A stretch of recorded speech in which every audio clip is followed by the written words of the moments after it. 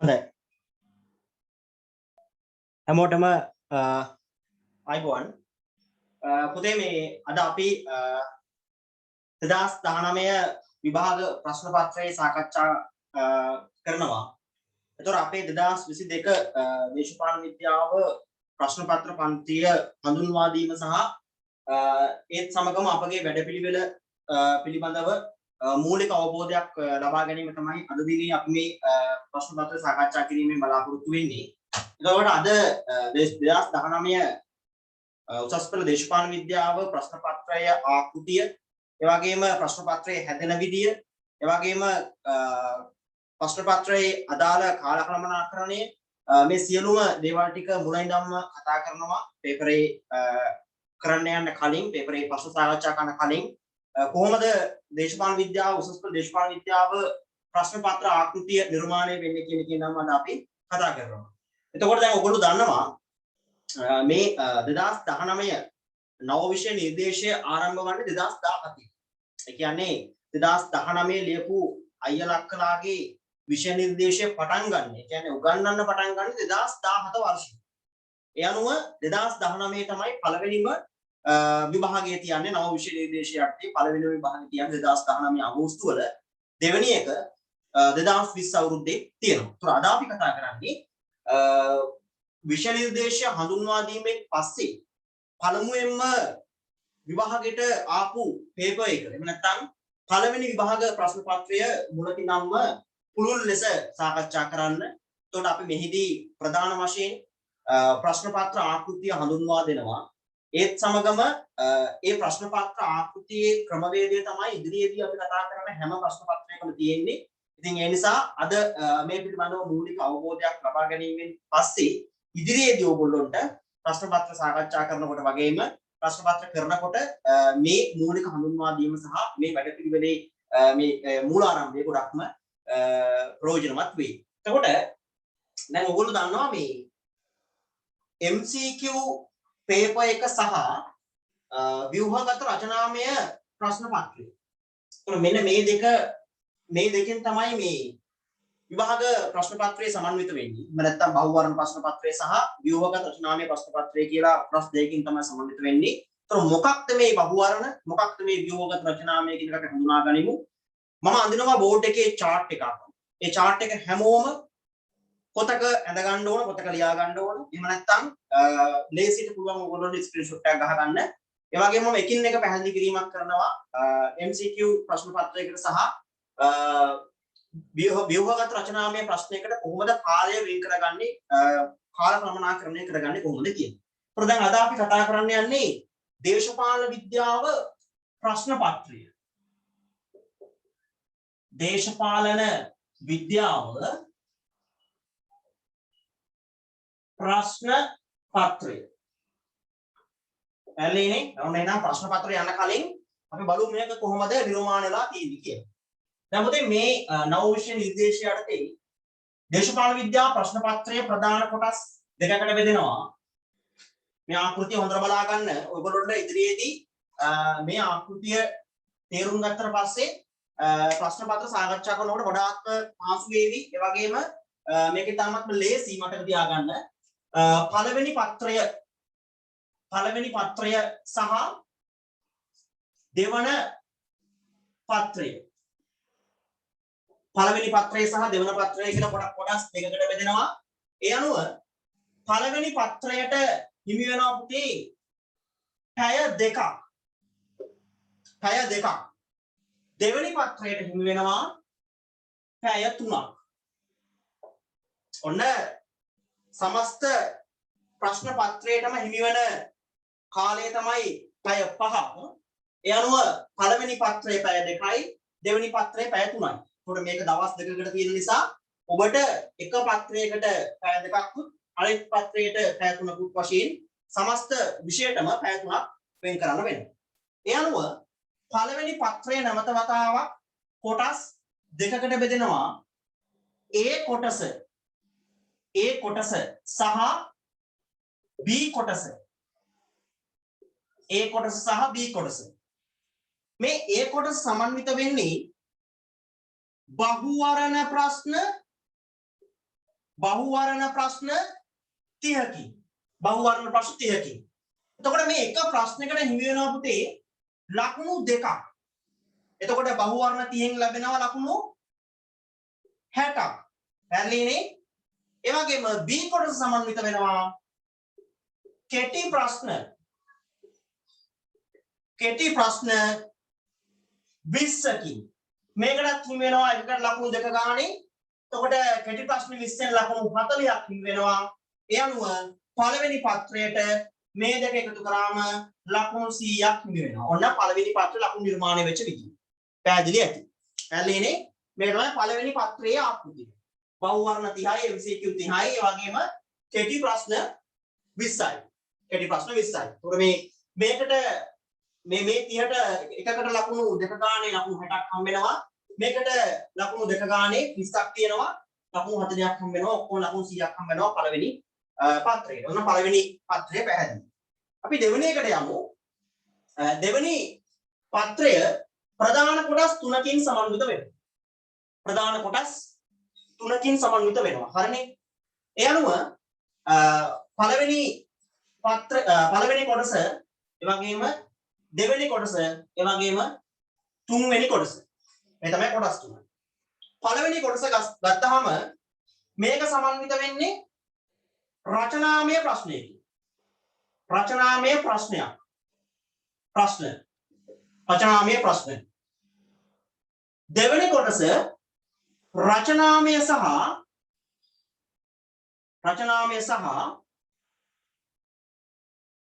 අර්ධ ව්‍යුහගත ප්‍රශ්න. අර්ධ ව්‍යුහගත ප්‍රශ්න. තුන්වෙනි එක රචනාමය සහ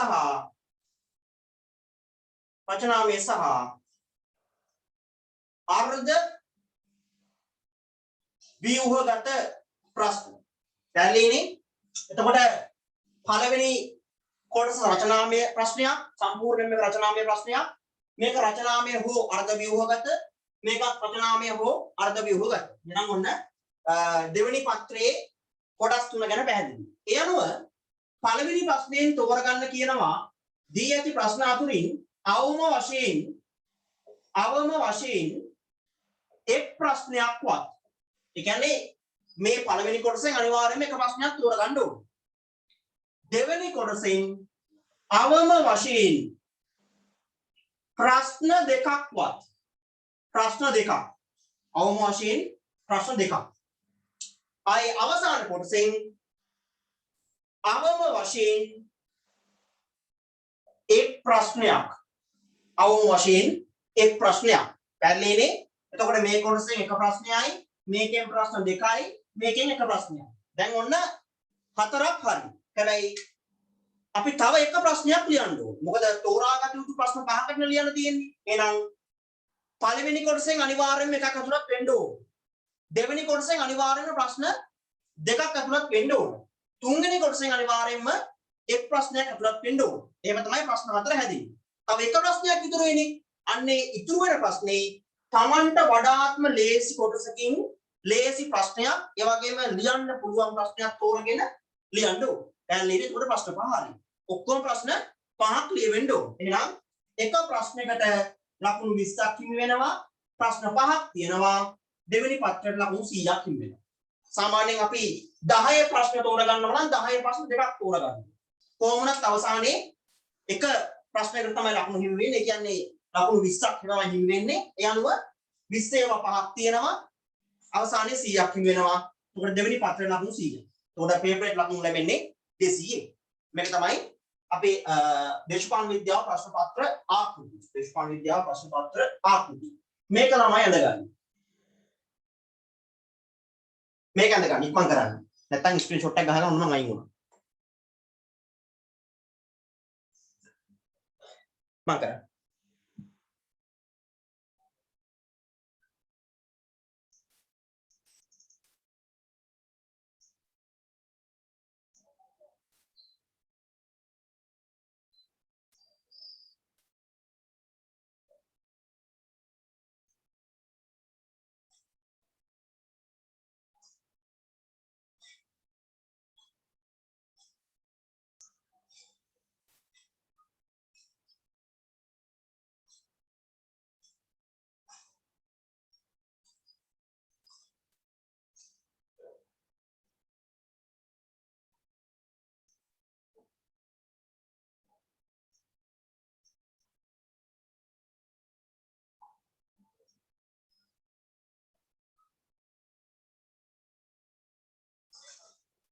හරි. හැමෝම මේකේ ස්ක්‍රීන්ෂොට් එකක් ගහගන්න. එහෙම නැත්නම් මේක ලියා ගන්න. මේ ආකෘතිය මතක තියාගන්න. හරිනේ. දැන් පුතේ පේපරයට යන්න කලින් විශේෂ දැනුම් දීම් ටිකක් තියෙනවා කරන්න මේ සම්බන්ධව. දැන් ඔබ මේ මතක තියාගන්න මේ ව්‍යුහ මේ දේශපාලන උසස් පෙළ දේශපාලන විද්‍යාව ප්‍රශ්න පත්‍රයට මුහුණ දෙන දරුවෙක් විදියට ඔබට මේ කියන හැම කොටසකින්ම දැනුමෙන් සන්නද්ධ වීම අත්‍යවශ්‍යයි. පැහැදිලිද? දැන් කවුරු හරි ළමයෙක් කියනවා නම් පාඩම් කරන්න ඕන මේ කොටස විතරයි මේ කොටසින් ඉන්නේ නැහැ. ඒ නිසා මේ කොටස පාඩම් කරන්න ඕනේ නැහැ කියලා වෙන් කර ගන්නවා නම් ඒක අනුවන ක්‍රියාවක්. මතක තියාගන්න මාජි ස්කීම් එකෙන් නැත්නම් පේපර් පරීක්ෂකවරුන්ට උත්තරපත්‍ර පරීක්ෂකවරුන්ට දෙන ස්කීම් එකේම තියෙනවා මේ සමස්ත පේපර් එකම එහෙම නැත්නම් මේ ප්‍රශ්න පත්‍රයම සමස්ත විෂය නිර්දේශයේම ආවරණය වන ආකාරයෙන් තමයි නිර්මාණය කරලා තියෙන්නේ. විශේෂයෙන්ම මෙන්න මේ පළවෙනි පත්‍රය. මේ පළවෙනි පත්‍රය පුතේ බොහෝ දුරට සමස්ත විෂය නිර්දේශයේම ආවරණය වන ආකාරයෙන් තමයි නිර්මාණය කරලා තියෙන්නේ. දේශපාලන විද්‍යාව හඳුන්වා දීමේ ඉඳන්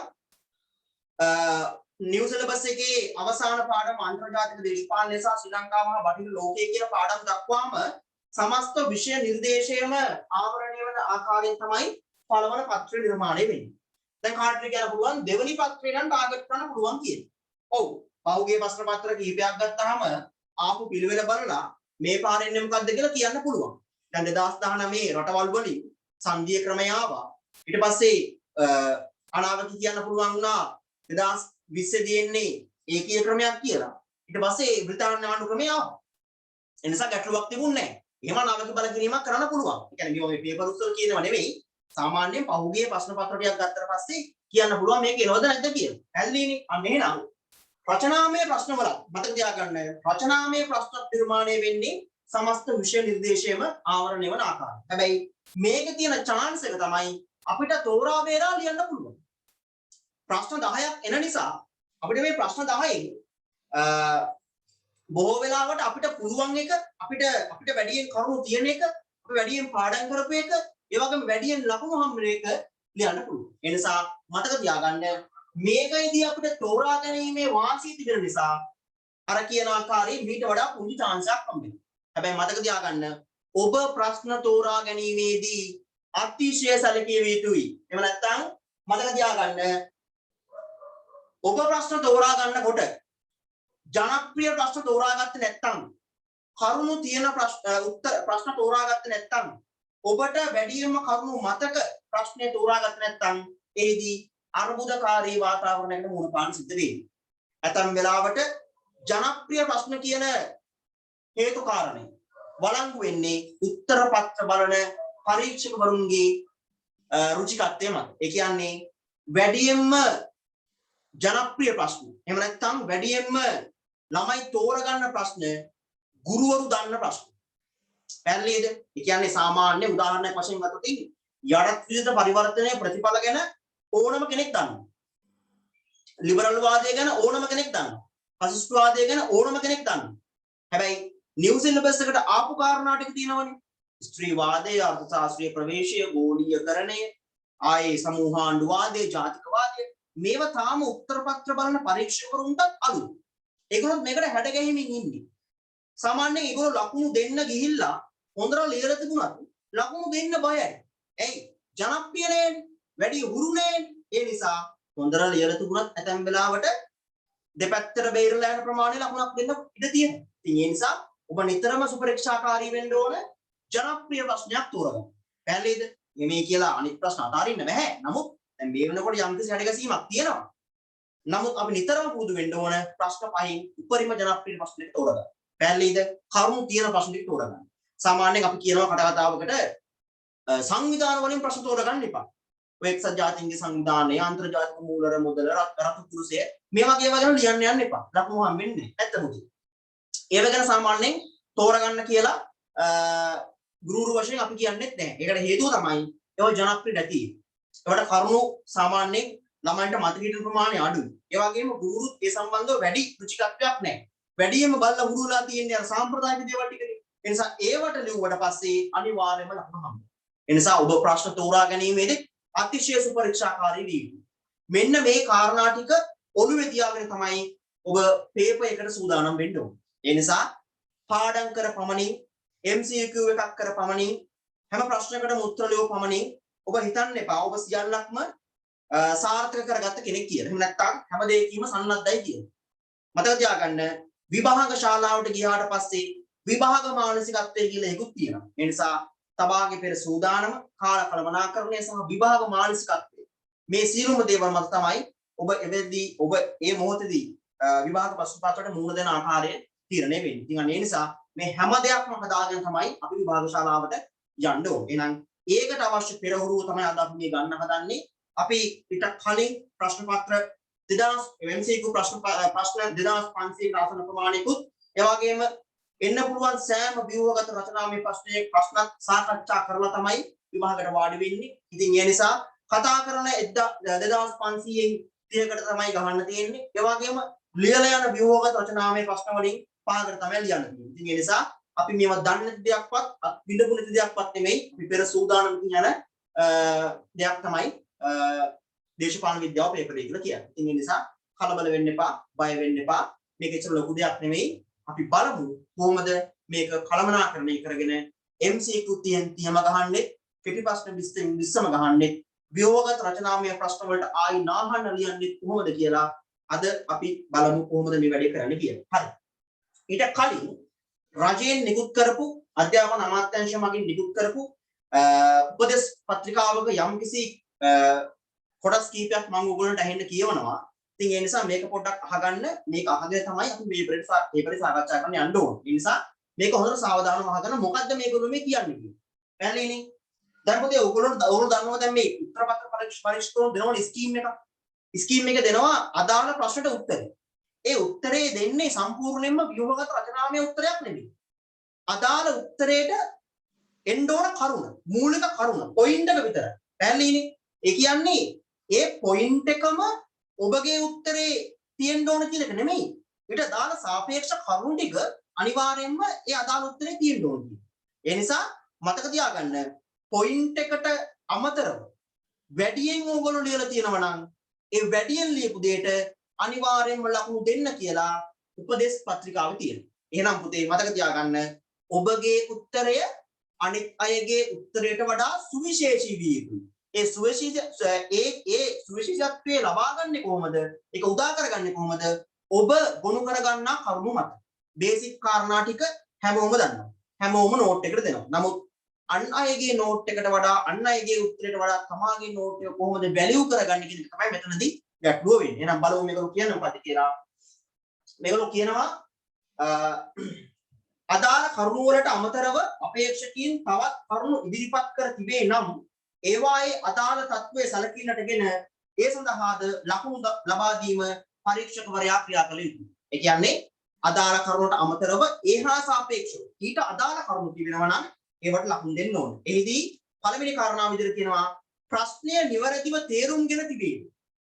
අන්න ප්‍රශ්නය නිවැරදිව තේරුම් ගත්තද කියලා බලන්න. අහලා තියෙන දෙයට ලියන්න ඕනේ. අහන්න එකක් ලියන්න තව එකක් වෙන්න බෑ. දේශපාලන විද්‍යාව සමාජ විද්‍යාව කියවීමසන්න කියලා කිව්වට පස්සේ දේශපාලන විද්‍යාවේ සමාජ භාවිතය කියලා ලියන වැඩක් නෑ.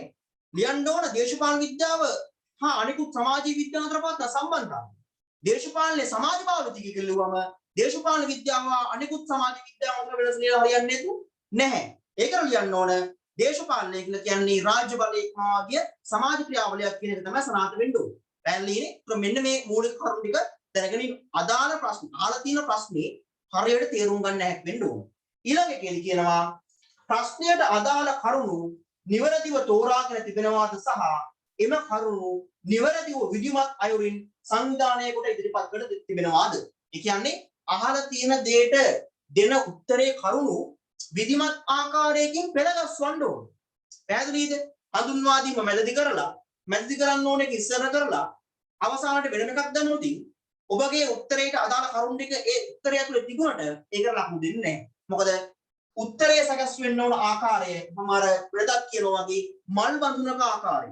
හඳුන්වා දීම කෙටි අන්තර්ගතයේ ලොකුයි අවසානයේ කෙටි. හැබැයි හඳුන්වා දීම සහ අවසානය අදාළ මධ්‍යම කරුණු වලට සාපේක්ෂව ඊට හා සමගාමීව යන්න ඕනේ. ඒ නිසා මම මේක ව්‍යුහගත රචනාමය ප්‍රශ්න ලියනකොට පැහැදිලි කිරීමක් කරනවා.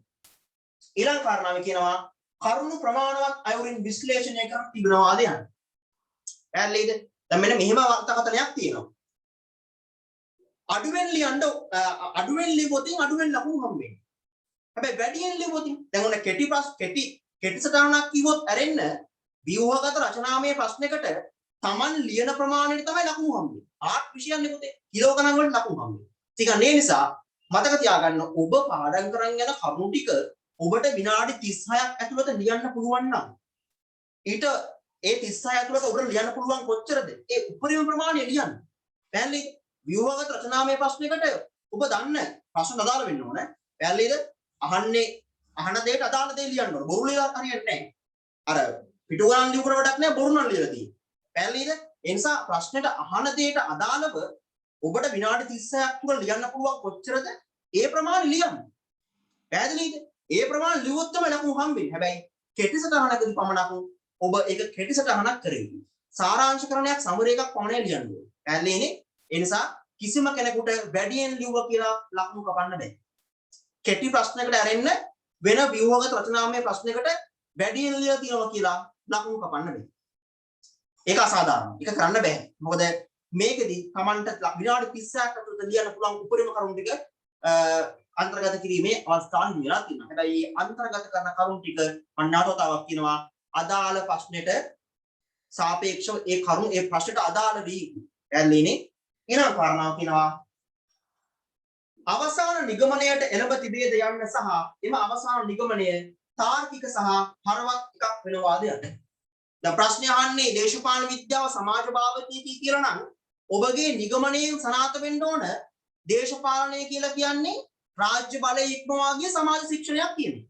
ඒ නිගමනය අවසන් වෙන්න ඕන අදාළ තියෙන ප්‍රශ්නට සාපේක්ෂව. පැහැදිලිනේ? එහෙනම් හඳුන්වා දීම කරුණු පෙළ ගැස්ම අන්තර්ගතය සහ හරවත් අවසානයේ නිගමනය විධිමත් ආකාරයකින් කියනවා නම් ලකුණු 20 ප්‍රශ්නකින් ලකුණු 18ක් 19ක් අනිවාර්යයෙන්ම හම්බෙනවා. පැහැදිලිනේ? එහෙනම් ව්‍යුහගත රචනාමය ප්‍රශ්නවල ආකෘතිය සහ කාල කළමනාකරණය ඒ වගේම කරුණු කළමනාකරණය නිවැරදිව කරගන්න ළමයා නිවැරදිව ඒක හඩගස්වා ගන්න ළමයා අනිවාර්යයෙන්ම නියත වශයෙන්ම ඒකට යනවා. හැබැයි ඔබ මතක තියාගන්න පච ලියලාවිල්ලා බොරු ලියලාවිල්ලා පිටු ගණන් ලිව්වයි කියලා මානසිකත්වය තියාගෙන හිටියට ඔබට විහිළු රිසල්ට් එකක් ගන්න බෑ. ඒ නිසා අදාළ දෙයි ලියවෙන්න ඕන. මොකද මේ ඇඩ්වාන්ස් ලෙවල්. ළඟින් ගියාට ලකුණු දෙන්නේ නැහැ. අදාළ දෙයටයි ලකුණු දෙන්නේ. හරි. එහෙනම් අපි යමු පේපර් එකට. ගන්න ඔබගේ පේපර් එක. අපි ඉස්සෙල්ලාම කතා කරන්නේ බහුවර්ණ ප්‍රශ්න පත්‍රය. බහුවර්ණ ප්‍රශ්න පත්‍රය කතා කරලා තමයි අපි ව්‍යුහගත රචනාමය ප්‍රශ්න වලට යන්නේ. කවුරු හරි ළමයෙකුට මොනෝම හරි ගැටලුවක් තියෙනවා නම් තව දැනගන්න මොනවා හරි දෙයක් තියෙනවා නම් chat box එකට message එකක් දාන්න මම අනිවාර්යයෙන්ම පැහැදිලි කිරීමක් කරනවා. එහෙනම් හැමෝම ගන්න තමන්ගේ අතට 2019 MCQ paper එක නැත්නම් PDF එක open කරගන්න. හැමෝටම මම group එකට දැම්මා. අපි බලමු කොහොමද මේ MCQ ගැටලුව MCQ අර්බුදය ළමයි මෙච්චර බය MCQ ප්‍රශ්න පත්‍රය ලේසියෙන්ම කරන්න කියලා.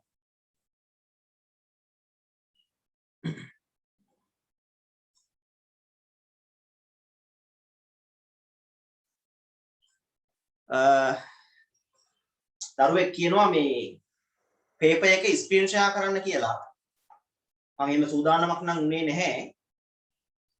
අනිත් අය මොකද කියන්නේ පේපර් එක ස්ක්‍රීන් ෂෙයා කරන්නද එහෙම නැත්නම් මෙහෙම ඉඳන් සාකච්ඡා කරන්නද?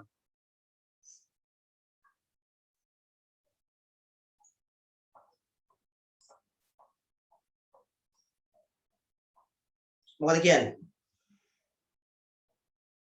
එක දරුවෙක් තමයි මෙහෙම කියන්නේ. ඔව් එහෙම ප්‍රශ්නයක්ත් තියෙනවා.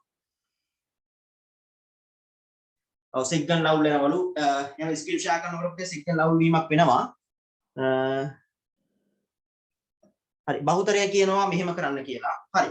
පුළුවන් නම් ඩබල් එකක් හරි දාගෙන මේ PDF එක පොඩ්ඩක් ඕපන් කරගන්න බලන්න. එහෙම නැතුනොත් මේ අනිත් කට්ටියටත් ප්‍රශ්නයක් වෙයි. හරි එහෙනම් අපි එහෙම කරමු ඩබල් ඇප් එක හරි ඕපන් කරගෙන පොඩ්ඩක් නැත්නම් ඕගොල්ලෝ මේ ෆෝන් එකේම PDF එක ඕපන් කරගන්න පුළුවන් නේ එහෙම නැත්නම් මේ ඩබල් ඇප් එක හරි දාගෙන පොඩ්ඩක් බලා ගන්න අපි බලමු දැන් පුතේ ඉස්සෙල්ලම පේපර් එකක් අතට හම්බුනාට පස්සේ මොන ඔබ දැන් හිතන්න ඔබ යනවා දැන් ඔබ හිතන්න ඔබ විභාග ශාලාවට ගිහින් ඉන්නේ පැහැදිලිද ඔබ උදේ පාන්දරින්ම උදේ 8 වෙනකොට විභාග ශාලාවේ ඉන්න ඕන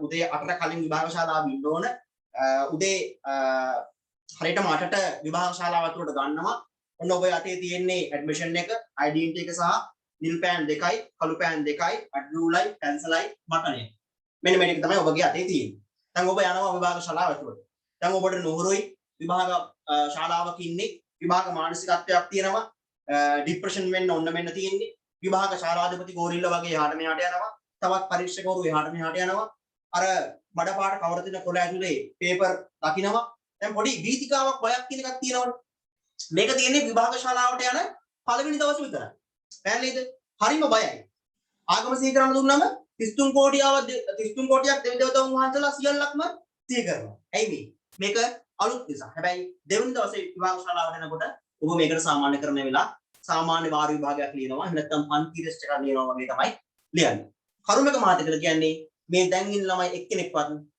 වාර විභාග ලියන්න ගිහිල්ලා නැහැ කැමති නැහැ 2022 කිසිම ළමයෙක් මම හිතන විදිහට එක වාර විභාගයක්වත් ලියලා නැද්ද කොහොමද ඒකයි මේ ආතල් එකේ බය නැතුව කොහොම සැහැල්ලුවෙන් ඉන්නේ තාම විභාග වීතිකාව දරුන්නේ නැහැ හැබැයි 2021 අයට විභාග වීතිකාව උඩරින්ෙන් තියෙනවා බේත් නැහැ සූදානම තමයි තියෙන්නේ හරිනේ විභාග ශාලාවට ගිහිල්ලා ඔබගේ අතට ප්‍රශ්න පත්‍රය හම්බුනාට පස්සේ ඔබ ඉස්සෙල්ලාම කරන්න ඕන මොකක්ද දන ගහලා වදින එක නෑ හොඳට ප්‍රශ්න පත්‍රයේ උපදේශ පත්‍රිකාව කියවන එක බලන්න ඉස්සෙල්ලම ඔබට දීලා තියෙන්නේ හරියටම 2021 එක නැත්නම් 22 මේ අදාළ ප්‍රශ්න පත්‍රයද කියලා පැහැදිලිද අපේ කරුමට වැරදීමක් වුණොත් අපි දන්නේ නැතුව දඩබඩ ගාලා කරගෙන යනවා බලන්න නව විෂය නිර්දේශයේද ඔබගේ අවුරුද්ද තියේද ඔබගේ විෂයද මේ කරුණු කාරණා ටික මේ උඩින් බලන්න උඩ තියෙනවනේ එකෙන් අනිවාර්යෙන් බලන්න මොකද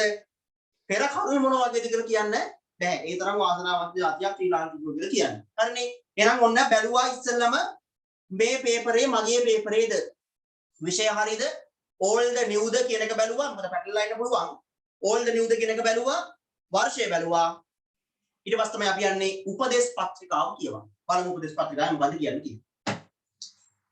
මෙම ප්‍රශ්න පත්‍රය A සහ B යනුවෙන් කොටස් දෙකකින් සමන්විත වේ. අපි ඉස්සර කතා කරපු ආකෘතිය. ආයෙ කතා කරන්න ඕනේ නැහැ. A කොටස බහුවර්ණ ප්‍රශ්න 30කින් සහ B කොටස කෙටි ප්‍රශ්න 20කින් යුක්ත වේ. එකක් ක්ලියර්. සියලුම ප්‍රශ්න වලට පිළිතුරු මෙම පත්‍රයේම සැපී යුතුය. එක් පිළිතුරකට ලකුණු දෙක බැගින් ලකුණු 100යි. පැහැදිලිනේ දැන් පුතේ ඔයගොල්ලන්ට MCQ ප්‍රශ්න පත්‍රයේ උත්තර ගන්න හම්බ වෙනවනේ කතිර කොලයක් මෙන්න මෙහෙම කතිර කොලයක් හම්බ වෙනවා පැහැදිලිද වර්ණ පහකින් සමන්විත කතිර කොලයක් හම්බ වෙනවා එක පේලියක 10ක් තියෙනවා 10 ඒවා 3ක් තියෙනවා ඔක්කොම 30යි පැහැදිලිද ඔක්කොම 30ක් තියෙනවා ඒතර ඔබට කතිර කොලයක් තමයි හම්බෙන්නේ එහෙනම් ඔබ ඒ කතිර කොලේ ඔබටත් වඩා පරිස්සම් කරගන්න යුතුයි පැහැදිලිනේ මම කිව්වා විභාග ශාලාවට යනකොට අරන් යන්නේ මොනවද? නිල් පෑන් දෙකයි, කළු පෑන් දෙකයි, පැන්සලයි. අනිවාර්යෙන් පැන්සලක් අරගෙන යන්න ඕන. මොකද පැන්සලෙන් උත්තර ගහණේව වළංගු වෙන්නේ නැහැ. හැබැයි අපි හරි උත්තරේ ගන්නකම් උත්තර සංශෝධනය කරන්න එපයි. අන්න ඒ නිසා පැන්සලෙන් තමයි ඉස්සෙල්ලා මාක් කරන්නේ. එහෙනම් ඔන්න පළවෙනි වටේ බලාගෙන යනවා. එයා බලාගෙන ගිහිල්ලා පැන්සලෙන් මාක් කරනවා. ඊට පස්සේ ආයේ ඒ උත්තර බලාගෙන කතර කොලේ මාක් කරනවද? එහෙම කරන්නේ නැහැ. අපි කතර කොලේට මේ පේපරේ තියෙන උත්තර ටික ගන්නේ අවසාන විනාඩි 20.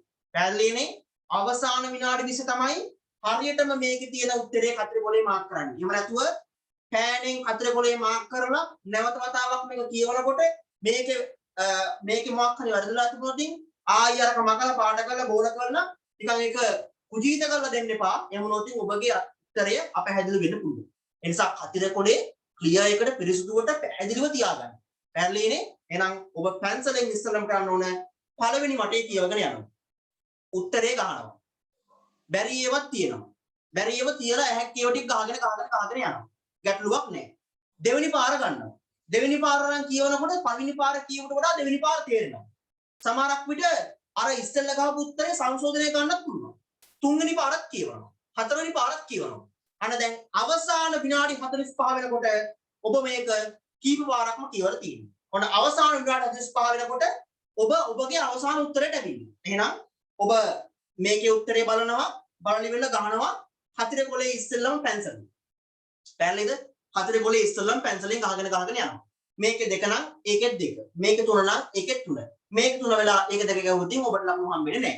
මේකේ හරි උත්තරේ ගාලා විතර නම් වල බැලුවට ඔබ විභාගේ පාස් කරලා ඔබ විභාගේ පාස් වෙන්නේ නැහැ. මොකද අරගේ ගහලා දෙන්නේ වැරදිම. ඒ නිසා මේකේ තියෙන උත්තරෙම තමයි ඒකෙත් ගහන්න ඕන. අන්න අවසාන විනාඩි 15 වගේ වෙනකොට අවසාන විනාඩි 20 වගේ වෙනකොට මේකේ උත්තරේ අරකේ දැන් ගහලා තියෙනවනේ. නැවත වතාවක් ආයි ප්‍රශ්නේ කියවලා අරකේ උත්තරේ බලලා පෑනෙන් ගහනවා. තව වතාවක් කියනකොට සමහරක් විට වෙනස් වෙන්න ඉඩ තියෙනවනේ. අන්න එහෙම වුණොත් අපිට අයි පැන්සලෙන් ගහපුවම කළා පෑනෙන් ගන්න පුළුවන්. අන්න අවසානයේට පෑනෙන් මාක් කරපු උත්තර පත්‍රය තියෙනවා. විභාග අංකය දානවා. විභාග අංකය සහ විෂය නම දානවා. දාලා වෙලා උත්තර පත්‍රය දෙනවා. පැහැදිලිනේ? මෙන්න මෙහෙම තමයි කොටු කොලේට අපි උත්තර ටික ගන්න. ඒ නිසා කලබල වෙන්න එපා. පැහැදිලිනේ? don't be කලබල වෙන්නේ නැතුව බොහොම සංයමයෙන් සැහැල්ලුවෙන් මේක භාවනාවක් වගේ කරන්න. මොකද මේ ජීවිතේ තීරණය කරන MCQ තියෙනවා. පැහැදිලිනේ? හරි. බලමු යමු පේපර් එකට. ඒ කොටසේ අංක 1 සිට 20 තෙක් ඇති ප්‍රශ්න වලට නිවැරදි හෝ වඩාත් ගැළපෙන පිළිතුර තෝරන්න. පැහැදිලිනේ? මෙතන කියන උපදේශ පත්‍රිකාව බලන්නකෝ. උපදේශය බලන්නකෝ. අංක 1 සිට 20 තෙක් ඇති ප්‍රශ්න වලට නිවැරදි. නිවැරදි කියන්නේ හරි එකනේ. බෝල්ඩ් කරලා තියෙනවා කළු පාටින් නිවැරදි. නිවැරදි කියන්නේ හරි. නිර්වාද්‍ය කියන්නේ හරි. සාවද්‍ය කියන්නේ වැරදි. එහෙම නැත්නම් අදාළ නොවන කියන්නේ වැරදි. එහෙනම් මේ වචන වල තේරුම් ගන්නත් ඕනේ. එහෙනම් නිවැරදි හෝ වඩාත් ගැළපෙන. නිවැරදි උත්තර තියෙන්නත් පුළුවන්. ඇතම් විට මේ පහම නිවැරදි වෙන්නත් පුළුවන්. හැබැයි මේ පහ අතුරින් වඩාත්ම නිවැරදි පිළිතුර. පැහැදිලිනේ? ගොඩක් ළමයි වරද්ද ගන්න උනන. මේක අර බෞද්ධ ශිෂ්ටාචාරය වගේ, සිංහල වල වගේ, ඉතිහාසය වගේ නිශ්චිත උත්තර නැහැ. පළවන් ධර්ම සංගණනාංකරේ කවුද කියලා BC වල ඇහුවොත් ඒක 2011 ආවත් එකයි, 12 ආවත් එකයි, 2019 ආවත් එකයි, 20 ආවත් එකයි, 21 ආවත් එකයි. වෙනස් වෙන්නේ නැහැ.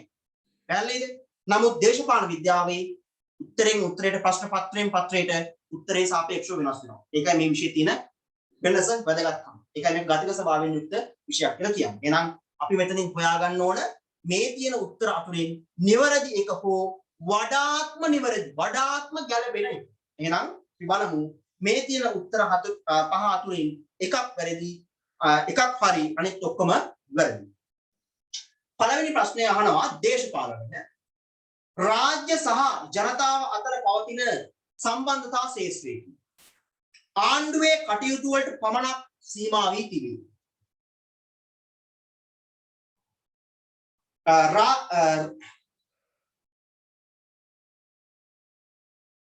රාජ්‍ය සහ දේශපාලන යන රාජ්‍ය සහ ආණ්ඩුව පිළිබඳ අධ්‍යයනයේදී රාජ්‍ය ප්‍රතිපත්ති ක්‍රියාවට නැංවීමට පමණක් සීමා වී තිබේ. ආධ්‍යාත්මික ජීවිතයේ කළමනාකරණය පිළිබඳව සැලකිලිමත් වේ. ඔන්න දැන් උත්තර ටිකක් තියෙනවා. මේ හැම දෙයක්ම මේ හැම උත්තරයකම වගේ දේශපාලනය පිළිබඳව කතා කරන මොනවා හරි වචනයක් ගෑවිලා තියෙනවනේ. ඒ නිසා උත්තරයක් ගන්න අමාරු වෙන්න පුළුවන්. අපි නැවත වතාවක් බලමු. රාජ්‍ය සහ ජනතාව අතර පවතින සම්බන්ධතා ශේෂ්ත්‍රය. දේශපාලනය කියලා කියන්නේ මහ ජනතාව සහ මිනිස්සු හා දේශපාලනය අතර තියෙන සහසම්බන්ධතාවය. එහෙම නැත්නම් ඒ රිලේෂන්ෂිප් එක ගැන කතා කරන ශේෂ්ත්‍රය, සංසිද්ධිය, ප්‍රපංචය. පැහැදිලිනේ? එහෙනම් ඔන්න පළවෙනි එක පැත්තකින් තියෙනවා. ආණ්ඩුවේ කටයුතු වලට පමණක් සීමා වී තිබේ. දේශපාලනයෙන් කරන්නේ ආණ්ඩුකරණය කරන එක තමයි. රාජ්‍යයේ බලය ක්‍රියාවට නංවන්නේ ආණ්ඩුව. ආණ්ඩුකරණය අපි දේශපාලනයෙන් කතා කරනවා. හැබැයි මෙතන කියනවා සීමාව වෙනවලු. දේශපාලනය කියන එක ආණ්ඩුකරණයට පමණක් සීමා වෙන්නේ නැහැ. දේශපාලනය කියන එක ආණ්ඩුකරණයට රාජ්‍ය බලයට පමණක් සීමා වෙච්ච එකක් නෙමෙයි. මේක සමාජ ක්‍රියාවලිය. මම කිව්වා ඕනම ප්‍රාථමික තැනක දේශපාලනය තියෙන්න පුළුවන්. එහෙනම් දෙවණි එක ගන්න බෑ. දේශපාලනය යනු රාජ්‍ය සහ ආණ්ඩුව පිළිබඳ අධ්‍යයනය. සාමාන්‍ය න්‍යායදී කතා කරා. දේශපාලනය කියලා කියන්නේ රාජ්‍ය ගැන කතා කරන විෂයක් කියලා. ඒ වගේම විශේෂ න්‍යායය කියවනේ බලය පිළිබඳ අධ්‍යයනය කරනවා කියන්නේ. නූතනයේදී කියනවා ගැටුම් ගැන අධ්‍යයනය කරනවා අය, රාජ්‍ය ප්‍රතිපත්ති ගැන අධ්‍යයනය කරනවා අය, අන්තර්ජාතික දේශපාලන ගැන අධ්‍යයනය කරනවා අය. එහෙනම් මෙතන කියන්නේ මේක රාජ්‍ය සහ ආණ්ඩුව පිළිබඳ අධ්‍යයනය කරන විෂයක් කියලා. ඔව් රාජ්‍ය සහ ආණ්ඩුව පිළිබඳව අධ්‍යයනය කරනවා. හැබැයි ඒකට පමණක් සීමා වෙන්නේ නැහැ. ඒ නිසා පොතේ අපිට තුන්වෙනි උත්තරේ ගන්නත් බැහැ. රාජ්‍ය ප්‍රතිපත්ති ක්‍රියාවට නැංවීමට පමණක් සීමා වෙන්නේ. දේශපාලනය කියලා කියන්නේ රාජ්‍ය ප්‍රතිපත්ති ක්‍රියාවට නම් වන පරිපාලන කාර්යයක් විතරයිද? ඊට එහා ගියපු දෙයක් නැද්ද? මතක තියාගන්න සෑම විටම දේශපාලනය කියලා කියන්නේ සමාජ ක්‍රියාවලියක්. ආධ්‍යාත්මික ජීවිතයේ කළමනාකරණය පිළිබඳව සැලකිලිමත් වේ. දේශපාලනය ගැන විශේෂයෙන් අපි ආධ්‍යාත්මික ජීවිතයක් ගැන, එහෙම නැත්නම් මරණයට පස්සේ කරන දේවල් ගැන, එහෙම නැත්නම් චතුරාර්ය සත්‍ය හරි ත්‍රිලක්ෂණය ගැන හරි, කේවලත්වය හරි, ස්වර්ගස්ත වීම ගැන හරි අපි එහෙම දෙයක් කතා කරන්නේ නැහැ. එහෙනම් මතක තියාගන්න. පළවෙනි ප්‍රශ්නේ හැදෙන්නේ දේශපාලනේ, දෙවෙනි ප්‍රශ්නේ දේශපාලන විද්‍යාව. මේ ප්‍රශ්න දෙකෙන් එන ප්‍රශ්න වලට උත්තර වලට කොතනක් හරි ආගම ගැන, ආධ්‍යාත්මය ගැන, සංස්කෘතිය ගැන, සදාචාරය ගැන, ආගමික පැතිකඩක් ගැන උත්තරයක් આવුත් මේක වැරදි. එහෙනම් දෙකක් වැරදි, තුනක් වැරදි, හතරක් වැරදි, පහක් වැරදි. හැබැයි මෙතනින් වඩාත්ම ගැළපෙන උත්තරේ මොකද? රාජ්‍ය සහ ජනතාව අතර පවතින සම්බන්ධතා ශ්‍රේෂ්ඨයි. ඒක හරි. උත්තරේ 1 මාක් කරගන්න. පළවෙනි උත්තරේ 1. පැහැදිලිනේ? ඔන්න ඔහොමයි. එහෙනම් කලබල නැතුව උත්තරයක් ගන්න ඈ. කලබල වෙන්න එපා. ඊළඟට බලමු. දේශපාලනය අධ්‍යයනය කිරීම සෑම විටම ප්‍රතිමානීය විමර්ශනයකට සීමා වී ඇත. බල අරගලයේ හැදෑරීමට පමණක් සීමා වී ඇත. විද්‍යාත්මක විමර්ශනය පමණක් ලක්ෂණ කොටගෙන ඇත. ස්වාභාවික විද්‍යාවන්ගේ මට්ටමට මුහුකුරා ගොස් තිබේ. විද්‍යාත්මක සහ ප්‍රතිමානීය සලකා බැලීම් දෙකෙන්ම සමන්විතය. ඔන්න ප්‍රශ්නේ. දැන් ඔන්න මේක මේ වචන ටික අපිට කීප පළකම අහුවෙලා තියෙනවා. බලමු පළවෙනි එක. සෑම විටම ප්‍රතිමානීය විමර්ශනයට සීමා වී ඇත. ප්‍රතිමානීය කියන්නේ මොකක්ද? මේ ප්‍රතිමානීය කියන වචනේ තේරුම? මේක නිකන් කල්පිතයක් කියන එක. මේක නිකන් දර්ශනයක්, න්‍යායක් කියන එක. මේක නිකන් මනෝමූලික භාවයක් කියන එක. පුතේ දේශපාලනය කියලා කියන්නේ මිනිස්සෙකගේ හිතේ ඇතිවන සිතුවිල්ලක් පමණක්ම නෙමෙයි. මේකට විද්‍යාත්මක පදනමකුත් තියෙනවා. මේකට විවහාරික ඥානයක් බලපානවා. එහෙනම් මේකට ප්‍රතිමානීය පැතිකඩ පමණක් මේක සීමා වෙන්නේ නැහැ. එහෙනම් පළවෙනි එක ගන්න බෑ. බල අරගලයේ හැදෑරීමට පමණක් සීමා විය. මේක බල අරගලයට විතරක් සීමා වෙන එකක් නෙමෙයි. දේශපාලනය කියන්නේ බලය ගැන කතා කරන එක විතරයි. අපි දේශපාලන විද්‍යාව හඳුන්වා දීමේ හෑන්ඩ් අවුට් එකේ නෝට් එක අවසන් කරන්නේ. කොහොමද? දේශපාලනය කියලා කියන්නේ සාමාන්‍ය න්‍යායත් විශේෂ න්‍යායත් සම්මිශ්‍රණයක්. එහෙම නැත්නම් බලය ගැන විතරක්ම නෙමෙයි. මේක අනිකුත් සෑම සමාජ ශාස්ත්‍රයක් ගැනම කතා කරනවා කියන්නේ. ඒකට මම උදාහරණයකුත් නෝට් එකේ දීලා තිනවා. අමධ්‍යම සංගමයක ක්‍රියාකාරීත්වය කියලා. එනම් දෙක ගන්නත් බෑ. විද්‍යාත්මක විමර්ශනයේ පමණක් ලක්ෂණ කොට ඇත. එහෙම නැත්නම් අර විද්‍යාත්මක ප්‍රවේශය, චර්යාවාදී ප්‍රවේශය, විද්‍යාත්මක ක්‍රම වලින් පමණයි දේශපාලනය අධ්‍යයනය කරන්නේ. ඒකට පමණද සීමා වෙලා තියෙන්නේ. ප්ලේටෝගේ මතවාද අවශ්‍ය වෙලා නැද්ද? අරිස්ටෝටල්ගේ මතවාද, මැකියාවලිගේ මතවාද, ඇක්ටන් සාම්‍යවරයාගේ මතවාද මේ වාගේ පෝෂණය වෙලා තියෙනවා. එහෙනම් මේක විද්‍යාත්මක න්‍යායයට පමණක් සීමා වෙච්ච එකක් නෙවෙයි. විද්‍යාත්මක සහ ප්‍රතිමානීය සලකා බැලීම් දෙකෙන්ම සමන්විතයි. අන්න ඒක ගන්න පුළුවන්. මේක මේ දෙකේම සම්මිශ්‍රණයක්. මේක විද්‍යාත්මකවත් හදාරනවා, මේක ශාස්ත්‍රීයවත් හදාරනවා. මම කිව්වා දේශපාලනය ශාස්ත්‍රීය ලෙස හැදෑරීම කියන එකේ ප්‍රධාන අර්ථ දෙකක් තියෙනවා. ශාස්ත්‍රීය කියන වචනේ. ශාස්ත්‍රීය.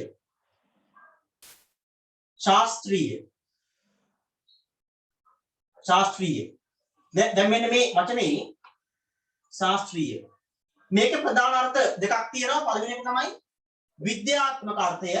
දෙවෙනි එක තමයි දාර්ශනික හේවත් ප්‍රතිමානීය අර්ථය. එහෙනම් ශාස්ත්‍රීයව හදාරනවා කියලා කියන්නේ විද්‍යාත්මකව විතරක් කරන එකක් නෙමෙයි. ඒ වගේම ප්‍රතිමානීය දාර්ශනිකව විතරක් කරන එකක් නෙමෙයි. මේක දෙකේම සම්මිශ්‍රණයක්. විද්‍යාත්මකවත් කරනවා, දාර්ශනිකවත් කරනවා. පැහැදිලිනේ? එහෙනම් ඔන්න මේකේ උත්තරේ ගන්න වෙන්නේ පුතේ අදාළ වන සහ වඩාත්ම ගැළපෙන විතර විදියට විද්‍යාත්මක සහ ප්‍රතිමානීය සලකා බැලීම් දෙකේම සමාන විදිය උත්තරේ 5.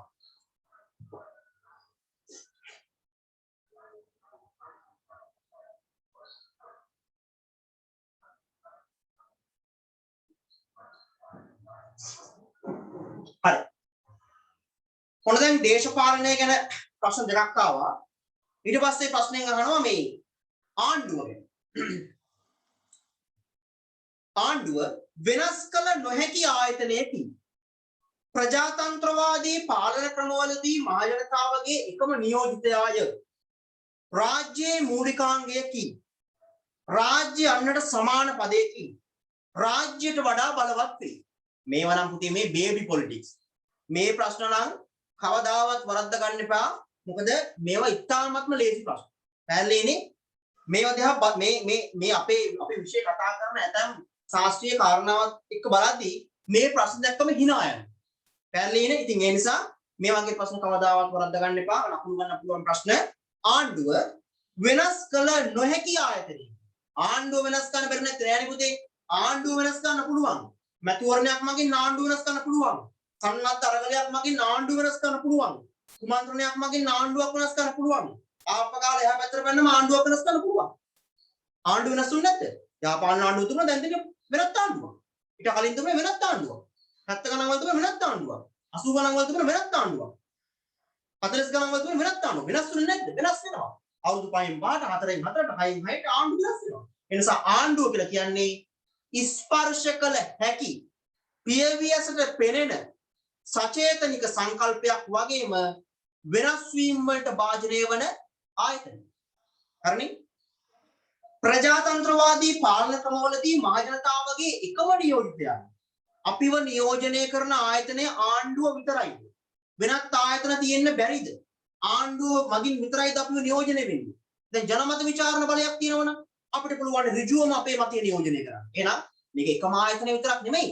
ආයතන අතුරින් ප්‍රධාන එක. ඒක හරියි. රාජ්‍යයේ මූලිකාංගයකින් රාජ්‍ය කියන ආයතන නිර්මාණය වෙන්නේ නිශ්චිත භූමිය හේවත් ජාතික පදනම ඊට පස්සේ නිශ්චිත භූමිය හේවත් නිශ්චිත දේශ සීමාව ජනගහනය හේවත් ජාතික පදනම ආණ්ඩුව හේවත් පාලන තන්ත්‍රය ස්වාධීනපත්. එහෙනම් ආණ්ඩුව කියලා කියන රාජ්‍යයේ තරම් මූලිකාංගය. මේක පැත්තකින් තියන්නකෝ. රාජ්‍ය අන්නට සමාන පදේ. රාජ්‍ය ආණ්ඩුව එකක් නෙවෙයිනේ. රාජ්‍ය කියලා කියන්නේ ස්වාධීනපති බලයේ උරුමකරුවා. ආණ්ඩුව කියලා කියන්නේ රාජ්‍ය විසින් අවධාරිත කරන ස්වාධීනපති බලය ක්‍රියාත්මක කරන ආයතන. රාජ්‍ය ස්වාමියා වන අතර ආණ්ඩුවේ සේවකයා මේ දෙක එකිනෙකට වෙනස් අර්ථකථන දෙකක්. රාජ්‍යයට වඩා බලවත් වේ. රාජ්‍යයට වඩා කිසිසේත්ම බලවත් වෙන්නේ නැහැ. රාජ්‍ය කියන ආයතනය තමයි බලවත්. ආණ්ඩුව කියලා කියන්නේ රාජ්‍යයේ බලතල ක්‍රියාවට නම් වන ආයතනය පමණයි. එහෙනම් මේ උත්තර පහෙන් වඩාත්ම නිවැරදි වෙන්නේ මොකද්ද? තුන්වෙනි උත්තරේ වන රාජ්‍යයේ මූලිකාංගය. උත්තරේ 3. උත්තරේ 3.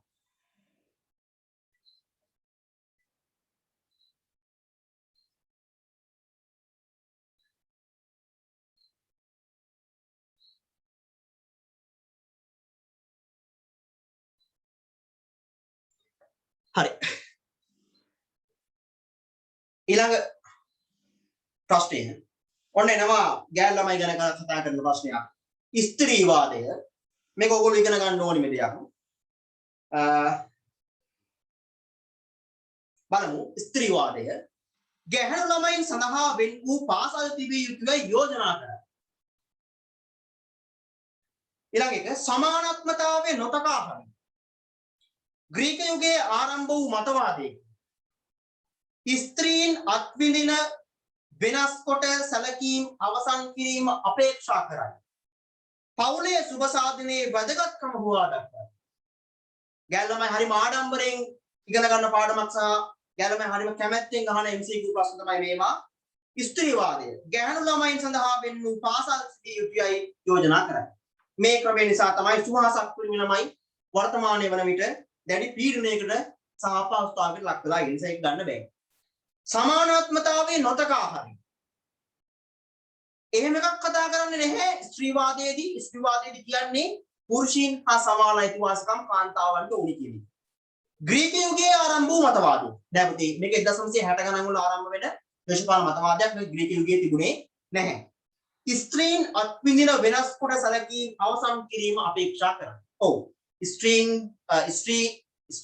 අත්විඳින දුක් කන්දරා හමුවේ එහෙම නැත්නම් ස්ත්‍රීන්ට ස්ත්‍රිය කියන නාමය නිසා අර ගංගුල පඤ්ඤා එහෙම නැත්නම් ස්ත්‍රී බුද්ධි විනාශන් කියන ජනසම්මත ව්‍යවහාරයන් නිසා ස්ත්‍රියට සිද්ධ වෙලා තියෙන තත්ත්වය වෙනස් කරන්න ඕනි කියන මතවාදයක් තමයි ස්ත්‍රීවාදය කියලා කියන්නේ. පැහැදිලිද?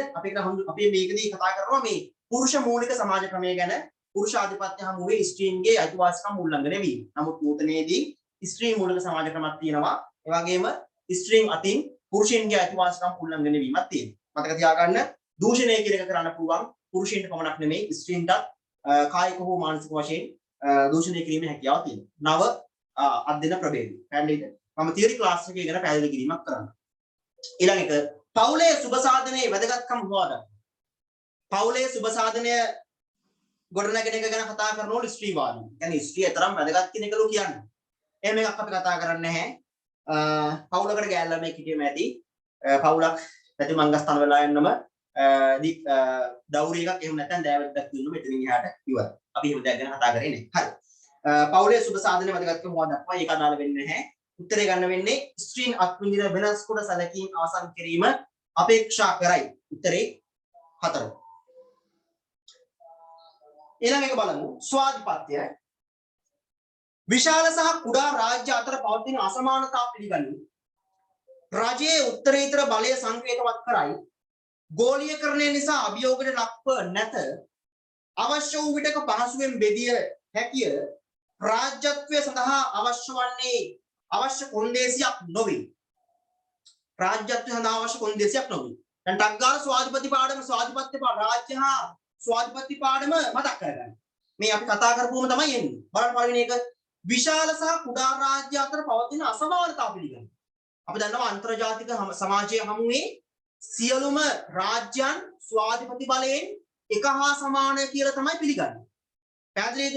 ඉන්දියාව අපිට වඩා ලොකුයි, චීනය අපිට වඩා ලොකුයි, ඇමරිකාව අපිට වඩා මිලිටරි බලයක් තියෙනවා, ප්‍රංශය අපිට වඩා මිලිටරි බලයක් තියෙනවා කියලා එහෙ ස්වාධිපත්‍ය ලොකුයි අපේ ස්වාධිපත්‍ය පොඩි කියලා පිළිගන්නේ නැහැ. අන්තර්ජාතික සමාජය හමුවේ ස්වාධිපති රාජ්‍යයන් එක හා සමානයි කියලා තමයි පිළිගන්නේ. ඒ නිසා පළවෙනි එක වැරදි. ඊළඟ එක රාජ්‍යයේ උත්තරීතර බලය සංකේතවත් කරනවා. ඔව්. රාජ්‍ය සතු ආත්මය සහ ජීවනාවලිය කියලා හඳුන්වන්නේ ස්වාධිපත්‍ය. පැහැදිලිද? රාජ්‍ය අනිකුත් සංවිධාන වලින් වෙන් වෙන්නේ ස්වාධිපති බලය නිසා. ස්වාධිපති බලයෙන් පුළුවන් රාජ්‍යයේ සිටින පුරවැසියාට පුද්ගලයාට අවවාදයේ සිට මරණ දඬුවම් ලබා දෙන්න. එහෙනම් එක හරියි. දෙවෙනි එක පොඩක් තියාගන්න පැත්තකින්. දැම්ම හරිය කියලා උත්තරේ නිගමනයකට එන්න එපා. අනිත් ඒවාත් කිවලින්. ගෝලීයකරණය නිසා අභියෝගයට ලක් වී නැත. සස්කියා හසන් මොකද්ද කියන්නේ? ගෝලීයකරණය නිසා මේක අභියෝගයට ලක් වෙලාලු.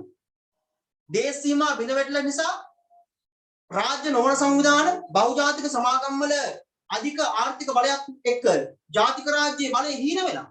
අන්තර්ජාතික නීතිය අපි යටත්, අන්තර්ජාතික වෙළඳ නීතිය යටත්, අන්තර්ජාතික සම්මුතියන් වලට යටත්, ගිවිසුම් වලට යටත්. එහෙනම් ජාතික රාජ්‍ය බලයක්, ජාතික රාජ්‍ය බලය ගෝලීකරණය හමුවේ අඩු වෙලා තියෙනවා කියන එක ඇත්ත වෙලා තියෙනවා. නැත්නම් ඒක නිවැරදි මතයක් වෙලා තියෙනවා. නම් මෙතන කියන්නේ ගෝලීකරණය නිසා අභියෝගයට ලක්ව නැත කියලානේ. ඒක වැරදි. අවශ්‍ය වූ විටක පහසුවෙන් බෙදිය හැකියි.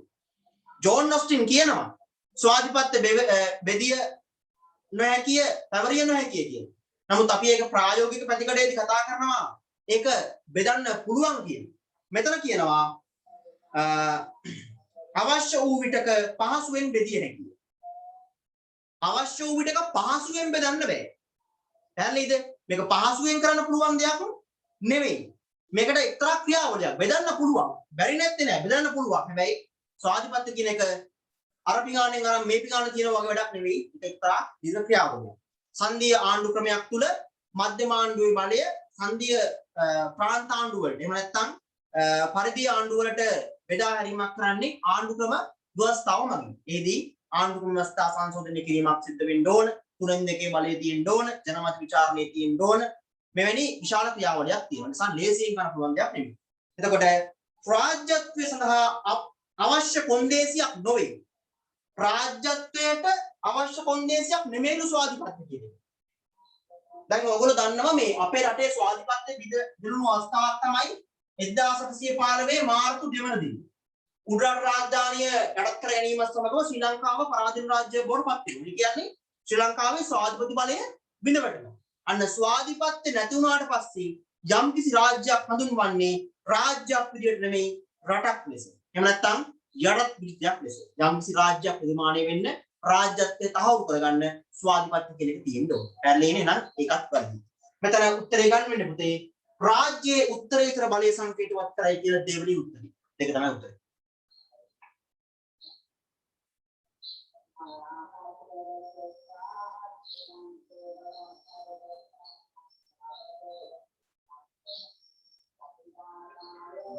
ඊළඟ ප්‍රශ්නය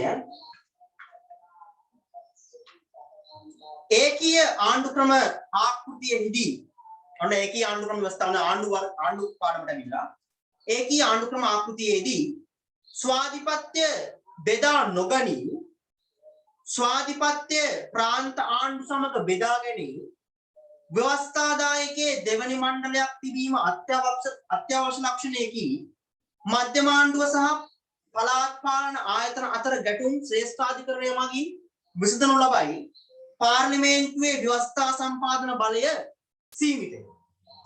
මෙන්න උත්තර ටික. බලමු පළවෙනි එක ස්වාධිපත්‍ය බෙදා නොගනී. ඒකී ආණ්ඩු ක්‍රමයේ ආකෘතියකට අදාළ වන නැත්නම් වඩාත්ම කල්පනය කහන්නේ ස්වාධිපත්‍ය බෙදා නොගනී. ඒක අපි පැත්තකින් දියමු. අපි ළඟ එකට යමු. ස්වාධිපත්‍ය ප්‍රාන්ත ආණ්ඩු සමග බෙදාගෙන ඒකීය ක්‍රමයක ප්‍රාන්ත තියෙනවද? තියෙන්නේ මොන ආයතනද? පළාත් පාලන ආයතන එහෙම නැත්නම් ප්‍රාදේශීය ආයතන. මේ පළාත් පාලන ආයතන වලට බලය බෙදා හරින්නේ කොහොමද?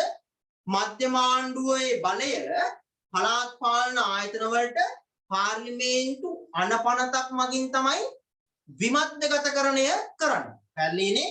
ලංකාවේ මධ්‍යම ආණ්ඩුවේ බලය පළාත් පාලන ආයතන වලට දීපු අවස්ථාවක් තමයි 1987 ඉන්දු ලංකා සාමගි විසුම 13 වන ආණ්ඩු ක්‍රම ව්‍යවස්ථා සංශෝධනය අංක 42 දරන පාර්ලිමේන්තු පනත.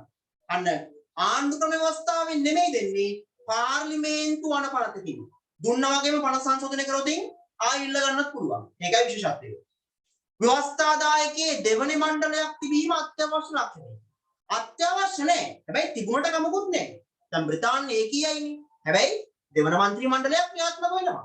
මහජන മന്ത്രി මණ්ඩලයකුත් තියෙනවා, සාමි മന്ത്രി මණ්ඩලයකුත් තියෙනවා. හැබැයි ලංකාවේ කීයද? ලංකාවේ දෙවන മന്ത്രി මණ්ඩලයක් නැහැ. තිබුණා නම් මීට වඩා හොරු ටිකක් පාර්ලිමේන්තුවේ ඉන්නවා. ලංකාවේ තියෙන්නේ 29කින් සමන්විත ජාතික ලයිස්තුවක්. හරි. ඊළඟ එක මධ්‍යම ආණ්ඩුව සහ පළාත් පාලන ආයතන අතර ගැටුම් ශ්‍රේෂ්ඨාධිකරණය මගින් විසඳනු ලබයි. මධ්‍යම ආණ්ඩුව හා පළාත් පාලන ආයතන අතර ගැටුම් ශ්‍රේෂ්ඨාධිකරණය මගින් විසඳනු ලබයි. උදේ මෙහෙම ගැටුම් විසඳා ගැනීමක් කරන්නේ සංධීය ක්‍රමයක. ශ්‍රේෂ්ඨාධිකරණය ගැටුම් විසඳන්නේ සංධීය ක්‍රමයක. ඒක අදාළ කරගන්න බෑ. පාර්ලිමේන්තුවේ ව්‍යවස්ථා සම්පාදක බලය සීමිතයි. ඔව්. පාර්ලිමේන්තුව කියන ආයතනයේ ඒකීය ආණ්ඩු ක්‍රමයක කොන්ද කඩලා තියෙනවා. ද ලංකාවෙත් කොන්ද කඩලා තියෙන්නේ. ප්‍රංශයේත් කොන්ද කඩලා තියෙන්නේ. ඒකට හේතුව වෙන්නේ ඒකීය ක්‍රමයක වඩාත් බලවත් වෙන්නේ මධ්‍යම විධායක. එහෙම නැත්නම් රාජ්‍ය පාලකයන් බලවත් වෙන්නේ ව්‍යවස්ථාදායකයේ කොන්ද කඩලා තියෙන්නේ. ලංකාවෙත් ඍජුවම ජනතාව හරහා නීති සම්පාදනය කර ගැනීමට හැකි වන නිසා ජනමත විචාරණයක් කරහා නීති සම්පාදනය කිරීමට හැකි වන නිසා ලංකාවේ පාර්ලිමේන්තු බලය හීන වෙලා තියෙනවා. ඒ නිසා අපි කියනවා ලංකාවේ පාර්ලිමේන්තුවේ කොන්ද කඩලා තියෙන්නේ කියලා. ඉතින් මෙතනදී අපිට උත්තරේ ගන්න වෙන්නේ ස්වාධිපත්‍ය බෙදා නොගනි කියන එක තමයි ස්වාධිපත්‍ය සම්පූර්ණයෙන්ම විමධ්‍යගත කිරීමක් කරන්නේ. ස්වාධිපත්‍ය තියෙන්නේ ඒකී ආණ්ඩු ක්‍රමයක මතක තියාගන්න මධ්‍යම ආණ්ඩුව තුල. හරි. උත්තරේ ගන්න වෙන්නේ ඒක.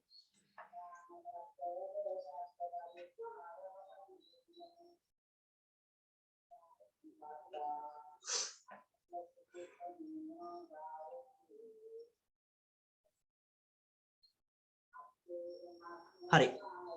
ඊළඟ ප්‍රශ්නේ බලමු. ජනාධිපති ආණ්ඩු ක්‍රමය. දැන් ඔන්න ජනාධිපති ආණ්ඩු ක්‍රමයක් කිව්ව ගමන් ටක් ගාලා ඕගොල්ලෝ මතක් කරගන්න ඕන ඇමරිකාව. පැහැදිලිද? ඇමරිකාව මතක් කරගන්න. පැහැදිලිනේ? ලංකාව මතක් කරගත්තත් කමන්න ලංකාව මතක් කරගත්තම ප්‍රශ්න උත්තරේ ගන්න පොඩ්ඩක් අමාරුයි. මොකද පැටලී නිසා ගත නිසා. පැහැදිලිනේ? වැඩිම බලවත් වෙන ජනාධිපතිට නැත්නම් ජනාධිපතිට අයිති කියලා ප්‍රශ්නයක් තියෙනවා. ඒ නිසා ඇමරිකාව ප්‍රංශය වගේ අපම මතක් කරගත්තට කමක් නැහැ. ප්‍රංශයේ ක්‍රියාත්මක වෙන මිශ්‍ර ජනාධිපති ක්‍රමයක්. විශේෂයෙන්ම ඇමරිකාව මතක් කරගන්නකො උත්තර හරි. ඇමරිකාව මූලික කරගෙන මේ උත්තරයට ගන්න.